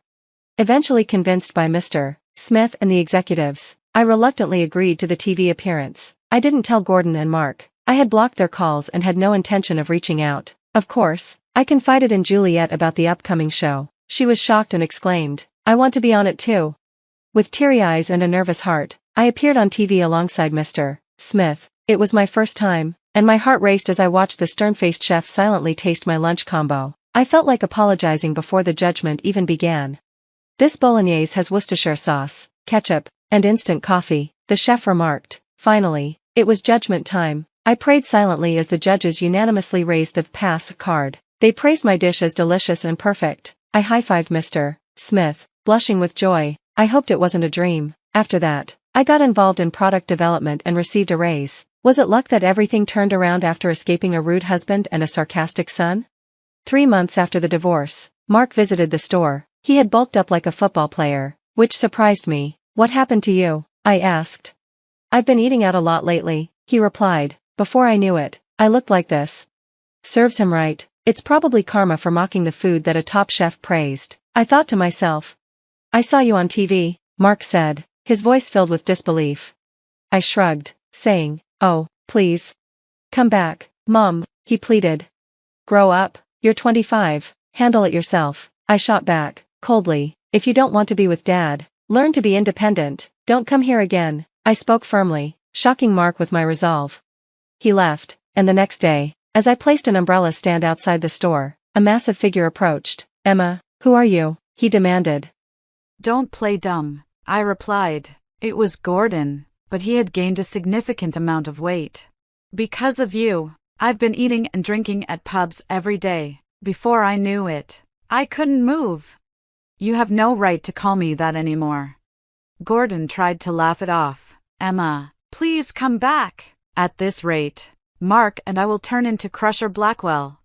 "Crusher? What? You don't know who Crusher Blackwell is?" "He was a 215-kilo wrestler," Gordon explained, his jokes devoid of any real remorse. "I don't want to waste my time talking to you. Please leave," I said firmly. Despite my harsh words, Gordon persisted. "I apologize for everything, truly," he said. I remained silent. "Your cooking was always amazing. My mother told me never to praise someone too much. If you keep saying something's delicious, they won't improve," Gordon continued. "Wait, where are you going?" he called as I retreated into the store. To my surprise, he followed me inside. "Wait, we were in the middle of a conversation," he protested. "I have nothing more to say. If you persist, I'll call the police," I warned him. "The police?" Gordon looked around dramatically. "Why bring the police into a marital issue? We're not married anymore. Just give me one more chance, please," he begged. "Please leave," I insisted. Just then, Mr. Smith emerged from the back. "I've called the police. Maybe you should leave," he suggested to Gordon. "Who are you?" Gordon demanded. "I'm the manager of the store. Why are you intervening in a marital dispute?" Mr. Smith replied. "We are not a couple," he clarified, gesturing between Gordon and me. "I get it now. Is that why you divorced? Are you two together?" His rude insinuation infuriated me. "What nonsense are you spouting? I won't tolerate this," I snapped. "Is it true? Is that why you're so upset?" Just then, a police car pulled up, and 2 sturdy officers entered. "That's the man," I pointed at Gordon. "What are you talking about?" Gordon protested as one officer tried to restrain him. He resisted, yelling, "Let me go! She's my wife." "I don't know this giant," one officer said, bewildered. We'll discuss this at the station. The other officer was equally taken aback. Had Gordon become so strong as a wrestler? Overwhelmed by jealousy, Gordon's face twisted into a terrifying scowl as he grabbed one of the store umbrellas. I was taken aback, but Mr. Smith bravely stepped in front of me, arms outstretched, trying to defuse the situation. Are you showing your true colors, you ho-head? Gordon shouted, raising the umbrella to strike. An officer from behind forcefully knocked it out of his hand and grabbed Gordon's wrist. You're under arrest for obstructing official duties, the officer declared. Obstructing official duties? The police's signature move? You think that solves everything? Gordon spat. Just come with us. As everyone on the street watched, I felt my face burning with embarrassment. The commotion continued as Gordon was forced into the police car. How embarrassing. Are you okay? Mr. Smith asked. I'm fine, thank you. If you ever need help, just let me know, I replied, grateful for his comforting words. You're very kind, Mr. Smith remarked. I'm not kind to everyone, I added cryptically before he left. Maybe it wasn't a misunderstanding after all. Since that day, neither Gordon nor Mark visited the store, and I finally found peace. After 26 years of marriage, I was free. I could have lunch with Juliet whenever I wanted and enjoy dinners without worry, even if it meant returning to a dark apartment. I never felt lonely. My work was fulfilling, and being valued by the company felt incredible. One day, Mr. Smith approached me. Emma, do you like musicals? He asked. Musicals? I love them, I replied enthusiastically. I got 2 tickets. It's easy to watch a movie anytime, but a play has a fixed date, Mr. Smith explained. Memories of my youth resurfaced, and my heart raced. Maybe it wasn't a misunderstanding after all. I would love to go, I said, smiling. Great, I'll take the tickets and go with a friend, Mr. Smith suggested. What? Just kidding. How about a nice dinner afterward? He added, seeing my relieved expression. Life is unpredictable. Now, I'm embarking on a second youth.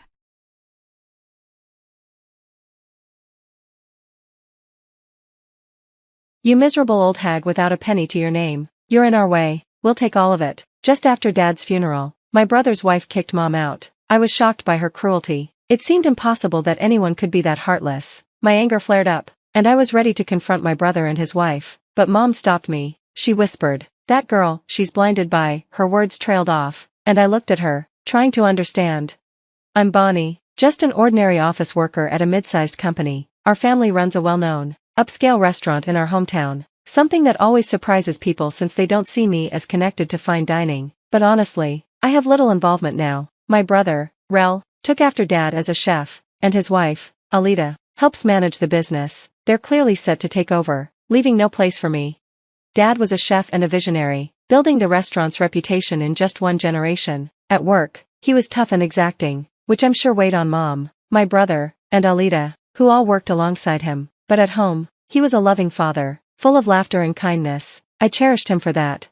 One day, I received an urgent call from Mom at work. Your father collapsed. Come to the hospital now. The tension in her voice was unmistakable. I rushed over to find her speaking quietly with the doctor, both looking solemn.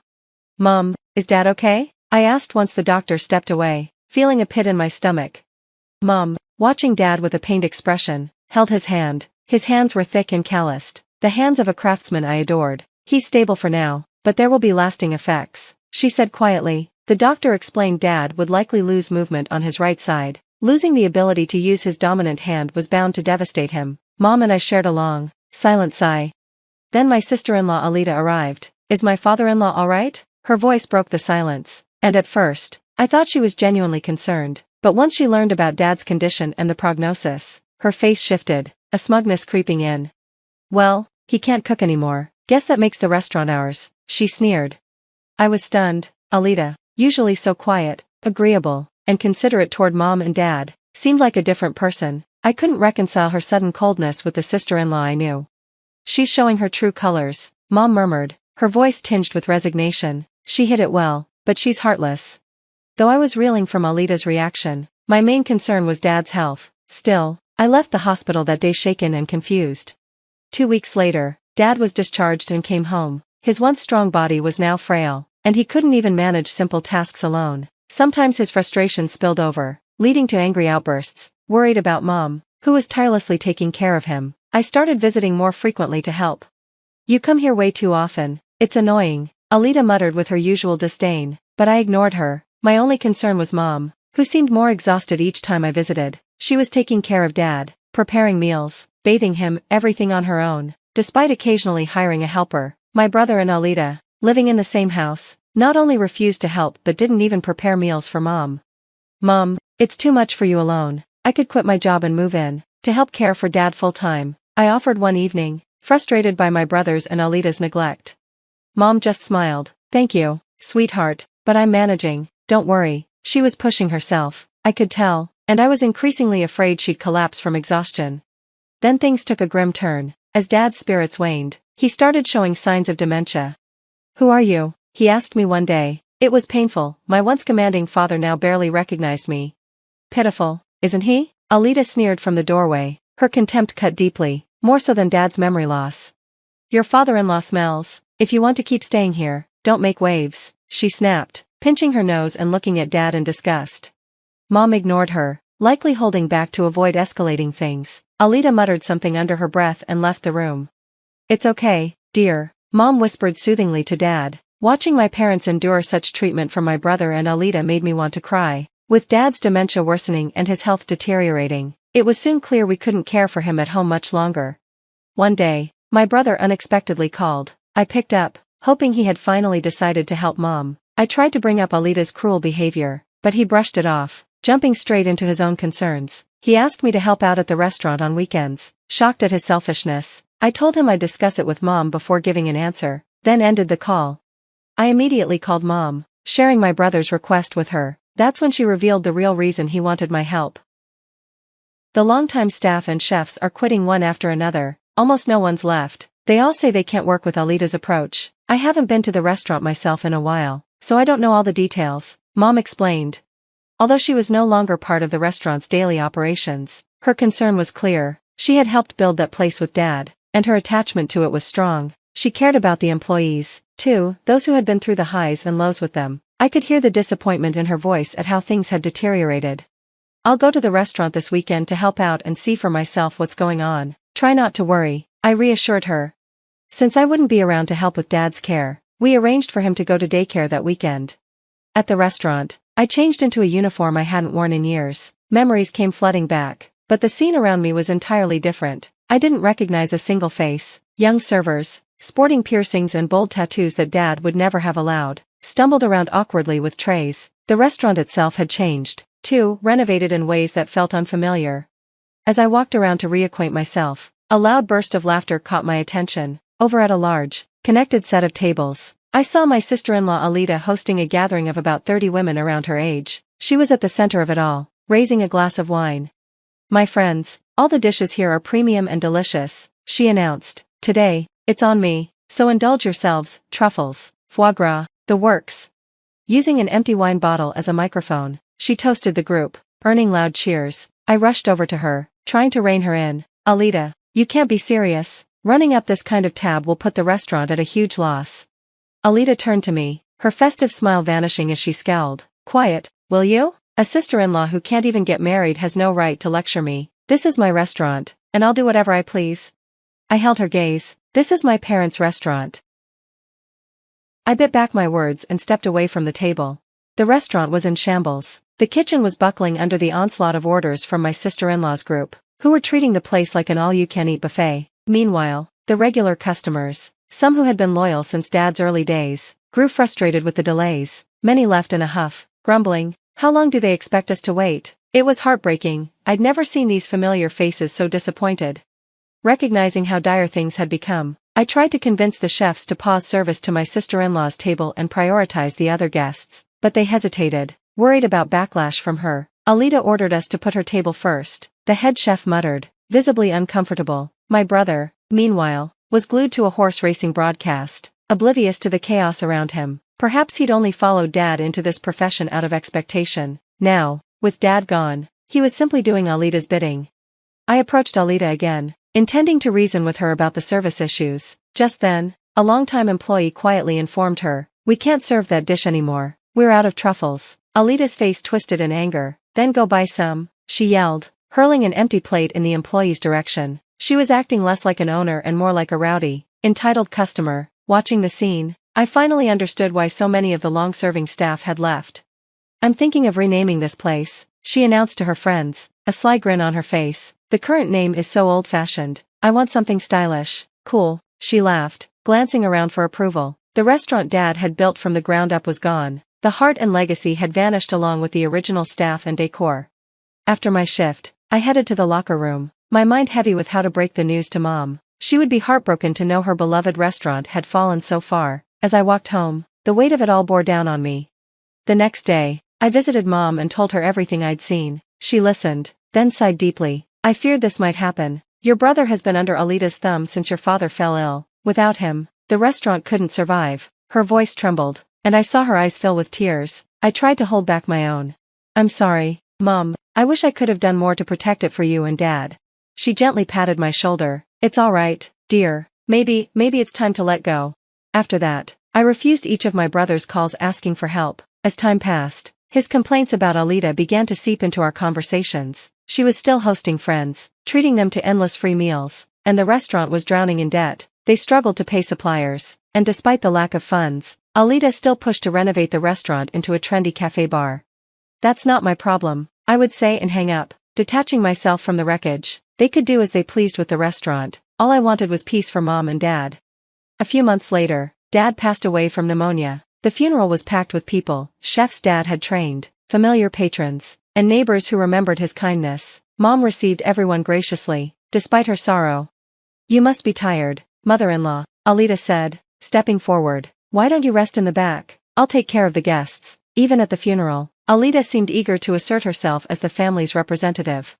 "No, I'm the one greeting our guests," Mom replied firmly. Alita frowned and walked away, clearly irritated. Under Mom's steady presence, the funeral went smoothly. As people paid their respects, I saw how many knew what my brother and Alita had done since Dad fell ill. None of them even looked in their direction. All day, my brother and his wife wore awkward, uncomfortable expressions. "I wish they'd just stay out of sight," I thought, watching them from a distance. After the cremation, as Mom and I prepared to leave with Dad's ashes, Alita approached us. "You two should renounce your inheritance," she declared, her tone brazen. "The restaurant, the house, the money, it's all ours. After all we went through with that old man, it's only fair." Her audacity was staggering. "You penniless old woman, you're nothing to us now," she sneered at Mom, her expression icy. "Leave the house and don't contact us. We're not family anymore." Fury boiled inside me. I was ready to confront her, but Mom grasped my arm, stopping me. She looked up at me with calm, resolute eyes. "It's okay, honey, it's over now," she whispered, squeezing my hand. Alita laughed and sauntered away. I wanted to chase after her, but Mom held me back, still calm. Once Alita was out of sight, she released my hand and looked at me, a gentle smile on her face. "That girl, she's done for." Mom's words puzzled me. She didn't explain further and resumed gathering her things. "You'll understand in time," she added, holding Dad's ashes with that familiar, gentle smile. After she left the house, Mom came to live with me in my condo. To my surprise, she had saved a substantial amount of money under her own name over the years. Apparently, Dad had made sure she received a generous salary, which she had carefully invested in stocks and other assets. "This place is far too cramped," Mom remarked one day. "Let's buy something more spacious." And so, she started searching for a new home for the two of us. 3 months later, I got a frantic call from my sister-in-law. "Why didn't you warn me about father-in-law's debts? There's a scary debt collector here, sitting in the restaurant. What are you going to do about it?" she shouted. Mom, who was nearby, heard every word. Mom took the phone from me, a mischievous glint in her eyes. "Oh, Alita, it's been a while. Yes, your father-in-law was a soft-hearted man and signed as a guarantor on some significant debts. I managed the repayments until now, but it's your responsibility from here on out. After all, you're taking the full inheritance, aren't you?" Mom said with a chuckle, her voice light, but her eyes steely. "My apologies, mother-in-law." Alita's tone shifted abruptly, pleading, Let's come back together and run the restaurant, please. Let's start over. Mom's voice dropped to a chilly tone I'd never heard before. I'll have nothing to do with either of you again. Ignoring Alita's pleas, she ended the call. She handed the phone back to me, smiling. Block her number, please. By then, we'd moved into a spacious condo, our new home, where my brother and his wife would never find us. Later, through neighbors, I heard that my family's restaurant had closed for good. My brother and Alita lost the restaurant, their home, and nearly everything they owned to repay debts. Now, they work long hours in a chain restaurant, living in a small apartment where they can often be heard arguing. Mom and I recently marked Dad's third death anniversary with a meal at a new restaurant opened by his former apprentice. The flavors were exactly as Dad used to prepare, each bite bringing back warm memories. That evening, as we reminisced about him over an array of gourmet dishes, we found ourselves at peace and grateful for a fresh start.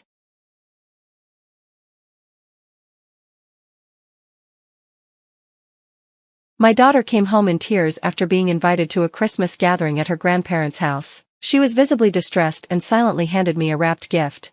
"Mom, look at this, why do I have to go through this?" she exclaimed. I was at a loss for words. When I unwrapped the gift, I was horrified to find something completely inappropriate for a child. Alarmed, I reported the incident to the police, which led to significant fallout for the person responsible for the gift. The incident ignited a wave of family drama, and the individual behind the gift faced severe repercussions. At 45, with a younger husband who worked at the same company, I had embarked on a new career path at 34 after a hurtful comment from a previous employer. My current workplace values talent over age or gender, and my husband, who was also my supervisor at the time, provided immense support. We quickly got married and welcomed our fourth-grade daughter into the world, a gentle soul who loves reading and shows kindness to everyone. However, my relationship with my sister-in-law remains strained. While I get along well with my in-laws, she has always disapproved of me for being older than my husband and often mocks our rapid marriage. Her hurtful remarks about my age and the changes in my body after pregnancy stung, but I tried to rise above it for my own peace of mind. Her attitude shifted only when she had a hasty wedding and moved away, which reduced our interactions and spared me from her taunts. This change allowed me to focus on embracing motherhood. The challenges of childbirth were daunting, but the arrival of our daughter was a joyous milestone in our lives, free from the negativity that had once overshadowed our happiness. My husband's unwavering support and encouraging words were vital during the birth. When our daughter first cried in the delivery room, the gratitude and pride in my husband's eyes brought us both to tears. Yet, just 5 months later, my sister-in-law gave birth to a son and resumed her visits to our home. Each visit lasted an hour, and her purpose seemed to be to make unfavorable comparisons between our children and to belittle me about my age, suggesting my daughter's supposed wrinkles contrasted with the smooth skin of her child. I was astounded by her audacity during these visits. She would come empty-handed, not bringing any baby essentials, and leave with diapers and formula, claiming she didn't want to run out. It felt like her primary motivation was to insult me while taking supplies as if it were her right. Thankfully, her visits stopped when her husband's job required them to move to another state, granting us a brief period of peace until our daughter started elementary school and discovered her cousin was enrolled as well. Despite our complicated family dynamics, our daughter and her cousin developed a close friendship. She, being older and kind, took care of him, and he became quite popular among his peers. By 3rd grade, they were in the same class, and my daughter received recognition for a summer project that was even published in the local newspaper. This achievement sparked conversations among family members, especially during a gathering at my in-laws' house. Many relatives seemed to be there to celebrate my daughter's success, but my sister-in-law appeared visibly uncomfortable with the attention our family was receiving. She complained it was unfair, claiming that the celebrated book was meant for her son, despite the truth that the children had agreed to exchange books. After reading both options, they decided together which book report to write, demonstrating a collaborative spirit that my nephew appreciated. This incident highlighted the children's ability to share and support each other, starkly contrasting the conflicts among the adults. My nephew preferred the book my daughter read first, and graciously, she allowed him to choose it. When I recounted this story, my sister-in-law falsely accused me of writing the award-winning reflection for my daughter, perhaps recalling my love for writing novels during college, a fact she likely learned from my husband. Unbeknownst to me, she was also spreading malicious rumors at the school, insinuating that I had unfairly used personal connections with the competition judges to advantage my daughter's submission. The spread of these baseless accusations devastated my daughter to the point where she lost interest in her once beloved pastime of reading. This was the final straw for me. I couldn't stand to see her so heartbroken, not just because of the false allegations aimed at me but because she had become a victim of cruel gossip. Before taking any action, I confided in my husband about the extent of his sister's unkindness toward me since our marriage. This included her taking clothes meant for our daughter, claiming that infants couldn't discern gender-specific attire, and her derogatory comments about my appearance during pregnancy, comparing me to a sumo wrestler. Outraged by his sister's behavior, my husband agreed it was time to involve his parents, insisting on addressing the issue personally. Together, they confronted my sister-in-law at her home. Her initial delight at the surprise visit quickly turned to shock as she faced my husband's stern reprimand. Rather than taking responsibility, she directed her anger at me, accusing me of betraying her to her brother and casting herself as the victim. Initially, I answered her phone calls, hoping for reconciliation, only to realize she was merely venting her frustrations. Eventually, I set her number to go directly to voicemail, effectively ignoring her attempts to reach me. The calls dwindled after a few weeks, which I initially attributed to her losing interest. However, it soon became clear that wasn't the case.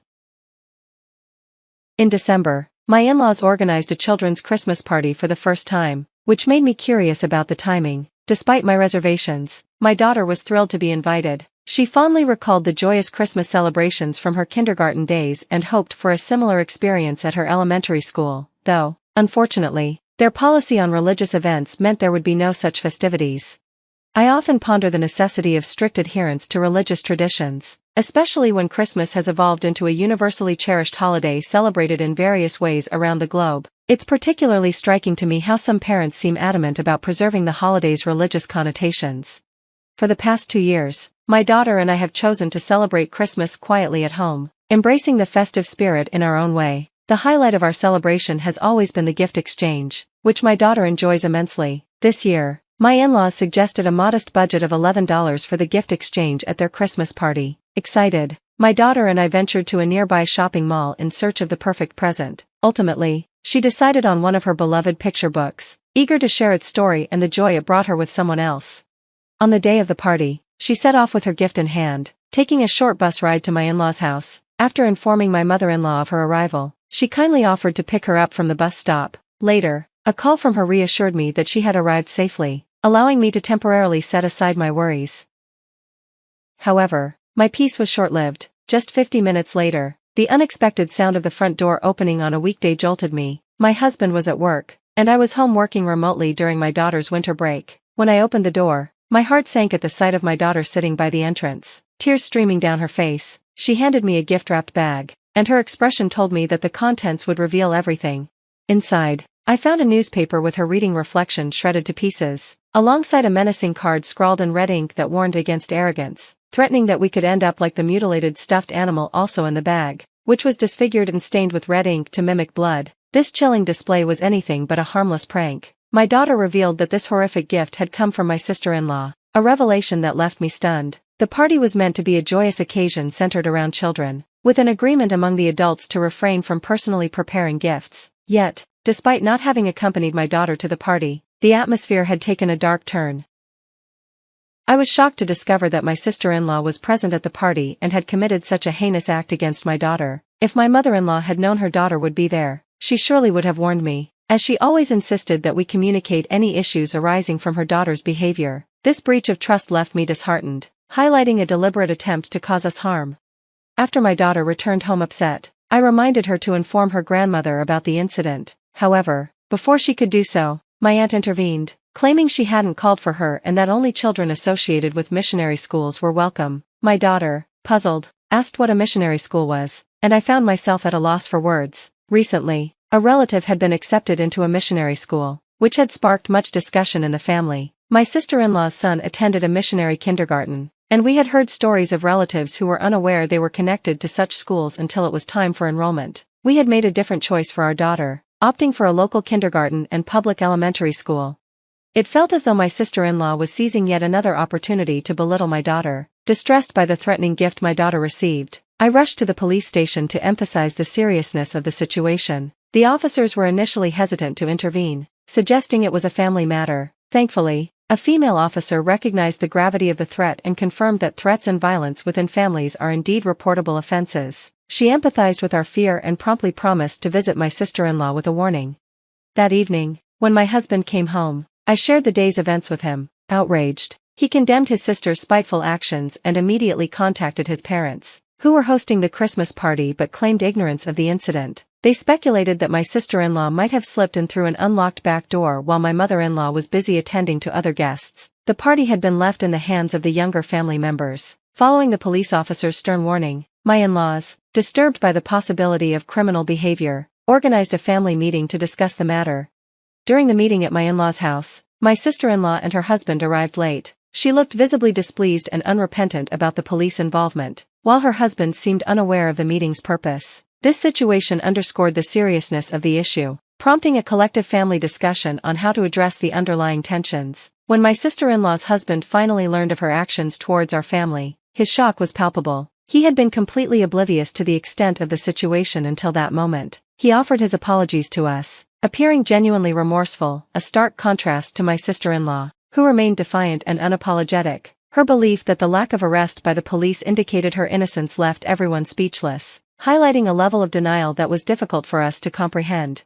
In an unexpected turn of events, her husband announced his decision to divorce her. This revelation stunned us all, as there had been no outward signs of trouble in their marriage. He explained that he had endured her behavior for years, which had escalated from neglecting household duties and childcare to instilling fear through her recklessness. Her obsession with appearances had led to multiple unnecessary relocations, each driven by vanity and a desire to maintain a certain social status rather than actual job requirements. Their moves had often been justified by her ambitions for their son, like attempting to enroll him in prestigious kindergartens, which ended in disappointment and further embarrassment. Eventually, they settled for a public elementary school, a choice made by their son, with his father's support against his wife's initial reluctance. The husband's decision to divorce was not sudden. It was the culmination of years of frustration, now hastened by her recent harassment.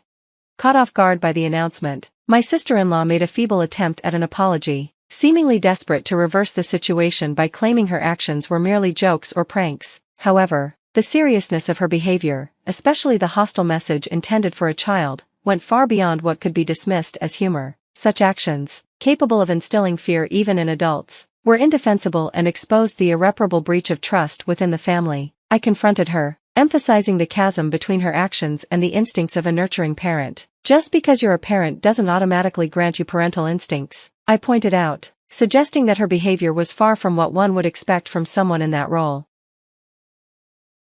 My husband, witnessing our daughter's tears, firmly told her that crying wouldn't solve the problem. At your age, you shouldn't expect sympathy to absolve you of your actions. Yet, she continued to weep, denying any wrongdoing and questioning why she was being singled out for blame. She even suggested that the family's disapproval stemmed from my marriage to her brother, implying that my age was the issue rather than her behavior. Her lack of understanding regarding the severity of her actions left us all speechless, and my husband was particularly taken aback by her inability to grasp the situation.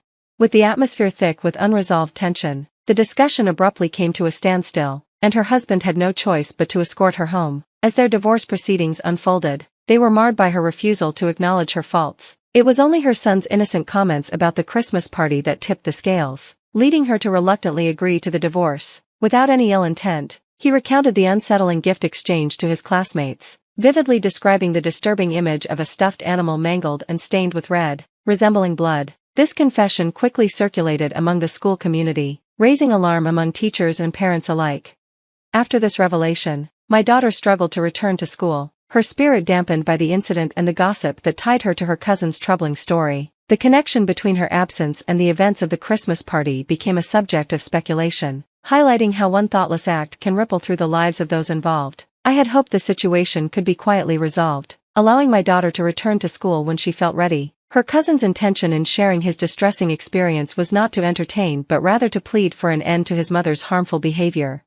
Witnessing the fallout from these revelations, her husband felt compelled to expedite the divorce proceedings, accepting her terms simply to finalize their separation. By that time, she had gained notoriety in the community for her menacing behavior towards children, leading to her being ostracized and even facing hostility from neighbors. Feeling trapped and vilified, she saw the divorce as an escape, imagining that returning to her parental home would bring her comfort. However, her estranged husband remained firm about retaining custody of their son, a decision she accepted without much resistance, coldly stating her indifference toward her child as she planned to remarry, claiming that children were an inconvenience. Her cruel words were met with her son's brave rejection. He expressed that he needed no part of her life, finding solace in his father's care and warning her against approaching his cousin. Her situation worsened upon returning to her parents' home, where she was denied entry, forcing her to face the consequences of her actions alone. Her downward spiral led her into precarious situations to meet her basic needs, accumulating debt from unsavory sources, and eventually, she vanished from our lives. My husband and his parents chose not to pursue a missing persons report, accepting her absence as a resolution. In the aftermath, my daughter regained her confidence to attend school, where her cousin continued to be a supportive presence, promising to look out for her. This challenging period unexpectedly strengthened the bond between our families, especially with my former brother-in-law. As we united in support of the children, my in-laws wholeheartedly embraced both grandchildren, stepping in to provide care and support in the absence of my sister-in-law. With her out of the picture, our family found peace and developed a strong, trusting relationship free from previous tensions.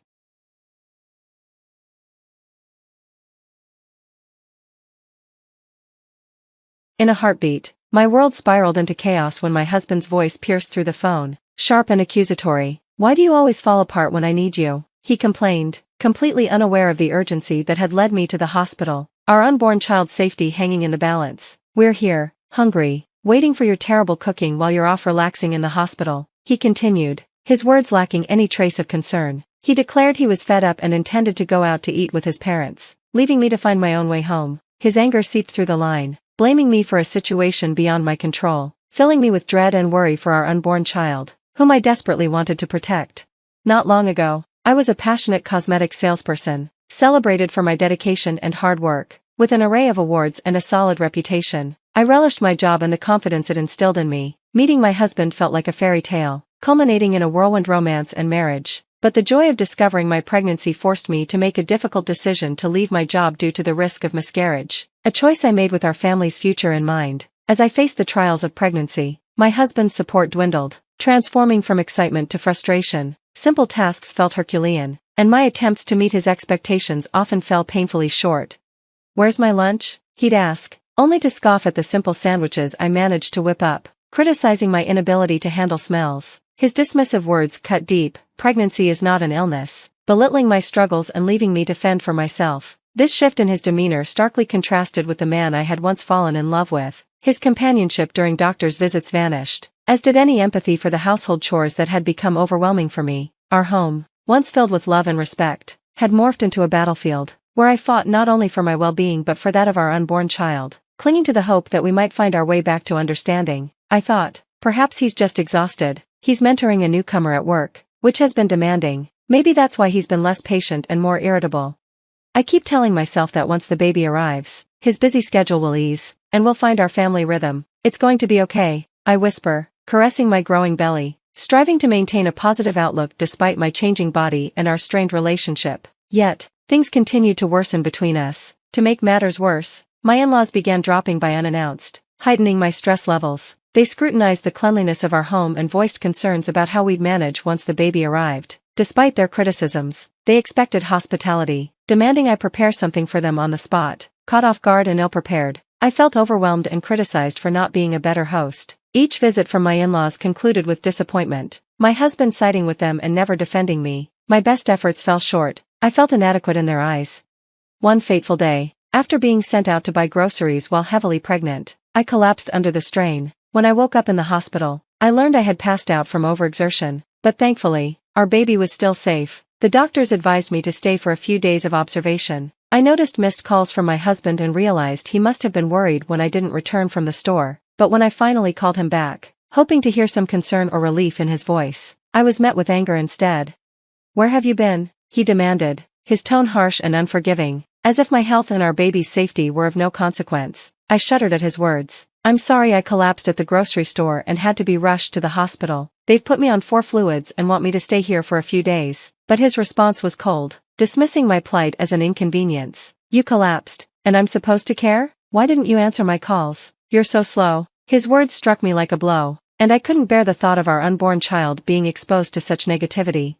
"Please stop yelling. It's not good for the baby," I pleaded, but he was relentless. "We're here starving, waiting on your terrible cooking while you're just taking it easy in the hospital." His intent to dine out with his parents and leave me to fend for myself, even in my condition, was glaringly clear. His voice, filled with anger and devoid of compassion, made me recoil, not wanting to subject my baby to any more of his harsh words. I ended the call, feeling utterly alone and disheartened. As I returned to my hospital room, Tears streamed down my face uncontrollably. It was in that vulnerable moment that a familiar, comforting voice broke through my despair. "Are you okay?" I looked up to see Helen, a customer I had grown close to during my days as a cosmetic salesperson, offering me a towel. Relief and warmth washed over me. "Helen, it's really you. I'm so glad you remember me." Our reunion felt like a twist of fate, a much-needed reminder of kindness and human connection in my darkest hour. Helen had been more than just a customer. She was a woman who, after a difficult divorce, had lost her self-confidence and stopped wearing makeup entirely. I remembered the day I approached her at the cosmetics counter, offering to help her explore some new looks. The transformation in her appearance was more than just skin deep. It marked a moment of emotional healing, a step toward regaining her self-esteem. Over time, Helen became more than a customer. She became a friend. But then, 5 years before I left my job, she had stopped coming, and I often wondered what had become of her. Now, here she was, a beacon of support when I needed it most. "I came back hoping to reconnect with you, Helen," I said, a hint of nostalgia in my voice. "To my surprise, when I visited your old workplace, I learned that you had left, which really caught me off guard." "I didn't expect that," Helen replied, her tone a mix of surprise and disappointment. "I'm sorry for dropping in unannounced. I've been abroad for work. I run a business overseas, and it's been quite hectic. It feels like ages since I've had a chance to enjoy some summer and relaxation. Once things calmed down a bit, I decided to return, and can you believe it? Right after I tried to find you, I ended up here with appendicitis." She chuckled, the sound lifting the heaviness of the moment. "It's just in the early stages, so they're treating me with medication. Honestly, if I were still abroad, the medical bills would have been astronomical. In a way, I'm relieved it happened here," she continued, her optimism shining through her familiar smile. Our unexpected reunion lifted my spirits, and soon we were joyfully reminiscing about old times. As the conversation flowed, Helen, with her ever-gentle smile, delicately asked, "You don't have to share if you're uncomfortable, but I noticed you seemed upset earlier. What's on your mind?" Trusting her, not just as a former customer but as a true friend, I opened up about the struggles with my husband and in-laws. "I'm really worried about bringing my child into this environment. I fear they'll be treated the same way I am. And now, without my job, the idea of living independently, especially with a baby, feels overwhelming." To my astonishment, Helen made an incredibly generous offer. "I have an apartment you could use. I manage a few properties as part of a project on some land I inherited. It's a cozy 2-bedroom with a separate bathroom, soundproof walls, and it's located in a safe neighborhood near amenities like supermarkets and a police station. There's no need for a deposit right now, and you can start paying rent whenever you're settled. It's a really good deal. What do you think?" Her enthusiasm was palpable, and her sincerity brought a laugh of disbelief from me. "Are you sure you can offer it at such favorable terms?" Overwhelmed by Helen's kindness, I replied, "Absolutely, Helen. I trust you'll take good care of the place, and I believe it's important for us to support each other in times of need. You're more than welcome to stay there," she assured me, her generosity shining brightly. Helen's unexpected kindness felt like a beacon of hope, offering not just a place to stay but the promise of a fresh start. Eager to help someone she valued, she extended her apartment to me, an offer I couldn't refuse. Gratefully, I accepted. Days later, after the doctors gave me the green light, I left the hospital and moved straight into the apartment Helen had prepared. She had arranged everything effortlessly over a phone call, showcasing her remarkable generosity. I didn't return to the home I shared with my husband. Instead, I embraced this new beginning in Helen's cozy, welcoming apartment. Although I felt guilty for not paying rent immediately, Helen brushed off my concerns with a laugh, insisting it was perfectly fine. During my husband's work hours, I discreetly returned to our shared home to collect my belongings, only to realize how little of it felt truly mine. The house seemed as empty as my heart felt within its walls. Helen's support didn't stop with the apartment. She introduced me to a lawyer who had once helped her, solidifying my decision to pursue a divorce. The lawyer's encouragement became a beacon of hope, and with each hospital visit confirming the health of my growing baby, my resolve only strengthened. On one such visit, as I stepped outside, my heart sank at the sight of my husband waiting for me. Panic surged through me, and despite my best efforts to escape, my pregnancy slowed me down. He confronted me about the lawyer and our living situation. Gripping my arm tightly, I stood my ground, insisting on communicating through the lawyer regarding divorce compensation and child support. His refusal to provide support and his demands for my return met with my firm rejection. As he tried to forcibly take me back, a young woman intervened. Rebecca, as I soon learned, knew my husband and quickly positioned herself protectively in front of me. Their familiar exchange did little to mask the underlying tension. "Let her go, George," Rebecca asserted, refusing to let him take me against my will. Her determination and the implied threat of involving the police shifted the dynamics of the situation, giving me a glimmer of hope and the courage to stand up for myself. When my husband heard the mention of the police, he paled and swiftly retreated. A wave of relief washed over me, making my legs feel weak. Rebecca quickly came to my side, concern etched on her face. "Are you okay?" she asked, and I apologized, explaining how relieved I felt. Without hesitation, she called a taxi, insisting on ensuring I got home safely. Even though I felt guilty for the trouble, she reassured me it was no bother. When I told her my address, she was surprised to learn I lived just below her. It was a happy coincidence that we were neighbors. Rebecca turned out to be a new employee at my husband's workplace, having reported his inappropriate behavior, which resulted in his removal as her mentor.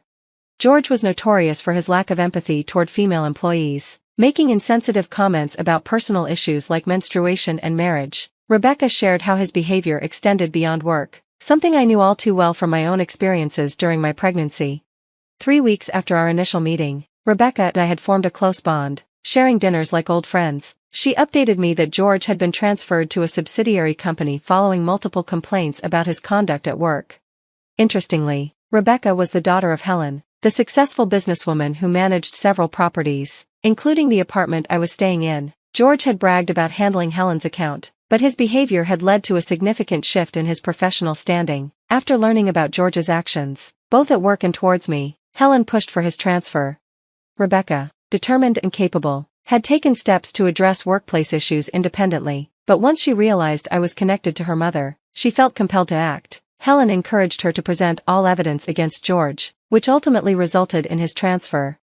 Now, with his decreased income and increased workload, George's situation had changed drastically. Helen, with her vast experience, advised me not to give in to any of George's attempts to gain sympathy, emphasizing the importance of remaining resolute in my decision to divorce. Her guidance, rooted in her knowledge and experience, provided me with much-needed reassurance. After I decided to divorce George, he reached out through the lawyer, lamenting about how difficult work had become and how much he missed me. He even expressed remorse and a desire to reconcile, but I remained firm in my decision, supported by Helen. Eventually, George had no choice but to agree to the divorce and the terms for child support and damages, which he would be required to pay. Over time, my next major challenge arose, dealing with my in-laws, particularly my father-in-law, who was overly enthusiastic about the baby being a boy. I sensed trouble brewing, and it didn't take long before my in-laws made their move. One day, as I was about to leave, my father-in-law suddenly grabbed my arm. He had followed Rebecca, intending to confront her, but then spotted me instead. He demanded that I hand over my baby once he was born, insisting that the child was the family's heir. Despite my struggles to free myself, his grip was unyielding. Just then, a commanding voice cut through the tension, demanding that he let me go. In a swift movement, Rebecca executed a judo technique, sending him sprawling to the ground. I was taken aback to learn that she had mastered judo to protect herself and her mother during tough times, boasting national titles as a top-ranked judoka. Rebecca stood her ground, confronting my father-in-law with fierce resolve. She reprimanded him for ignoring George's abusive behavior and for trying to interfere in my life. "You have no right to meddle in her future," she insisted, defending my right to start anew. As the sound of sirens grew louder, I realized Rebecca had called for help before rushing to my rescue. Nearby, my mother-in-law sat quietly in the car, observing as the police arrived and took both her and my father-in-law away. My father-in-law was arrested, and after some reflection, my mother-in-law decided to divorce him. She wanted to forge a new path for herself, opting to return to the countryside and live life on her own terms. George attempted to persuade his mother to let him accompany her, claiming he was tired of his job and the lawyers. However, she firmly rejected him. Through her lawyer, my mother-in-law conveyed her apologies to me and left behind some money as a gesture of goodwill. Helen explained that it's common for people to feel lost after leaving a marriage, and the money was likely my mother-in-law's way of showing support for my son's future. I was taken aback by her generosity, given her previous behavior, but I felt grateful for her attempt to make amends. After finalizing the divorce, I gave birth to a healthy baby boy. My mother-in-law settled into a new life in the countryside, choosing solitude over remaining with George. When my father-in-law was released, he found that my mother-in-law had demolished the house before her departure. He ended up moving in with George, which only stirred up more trouble and eventually led to George's resignation due to his tarnished reputation. Through it all, child support payments continued to arrive reliably, likely managed by Helen and the lawyer. Rebecca, for her part, gained recognition at work and was promoted to project leader, earning admiration from her colleagues. Helen's various projects, including women-only housing and accommodations for foreigners, were thriving. As for me, once my son was old enough, I planned to return to work. Helen had offered me a position at a new high-end cosmetics store she was opening, and I was excited about the opportunity. Helen continued to support me wholeheartedly, showering my son with affection as if he were her own grandchild. Rebecca also made time to visit us, both women serving as reminders of the strength and kindness that had helped me through my darkest days. Inspired by their resilience, I was determined to be just as strong and protective of my son, ready to face whatever challenges lay ahead.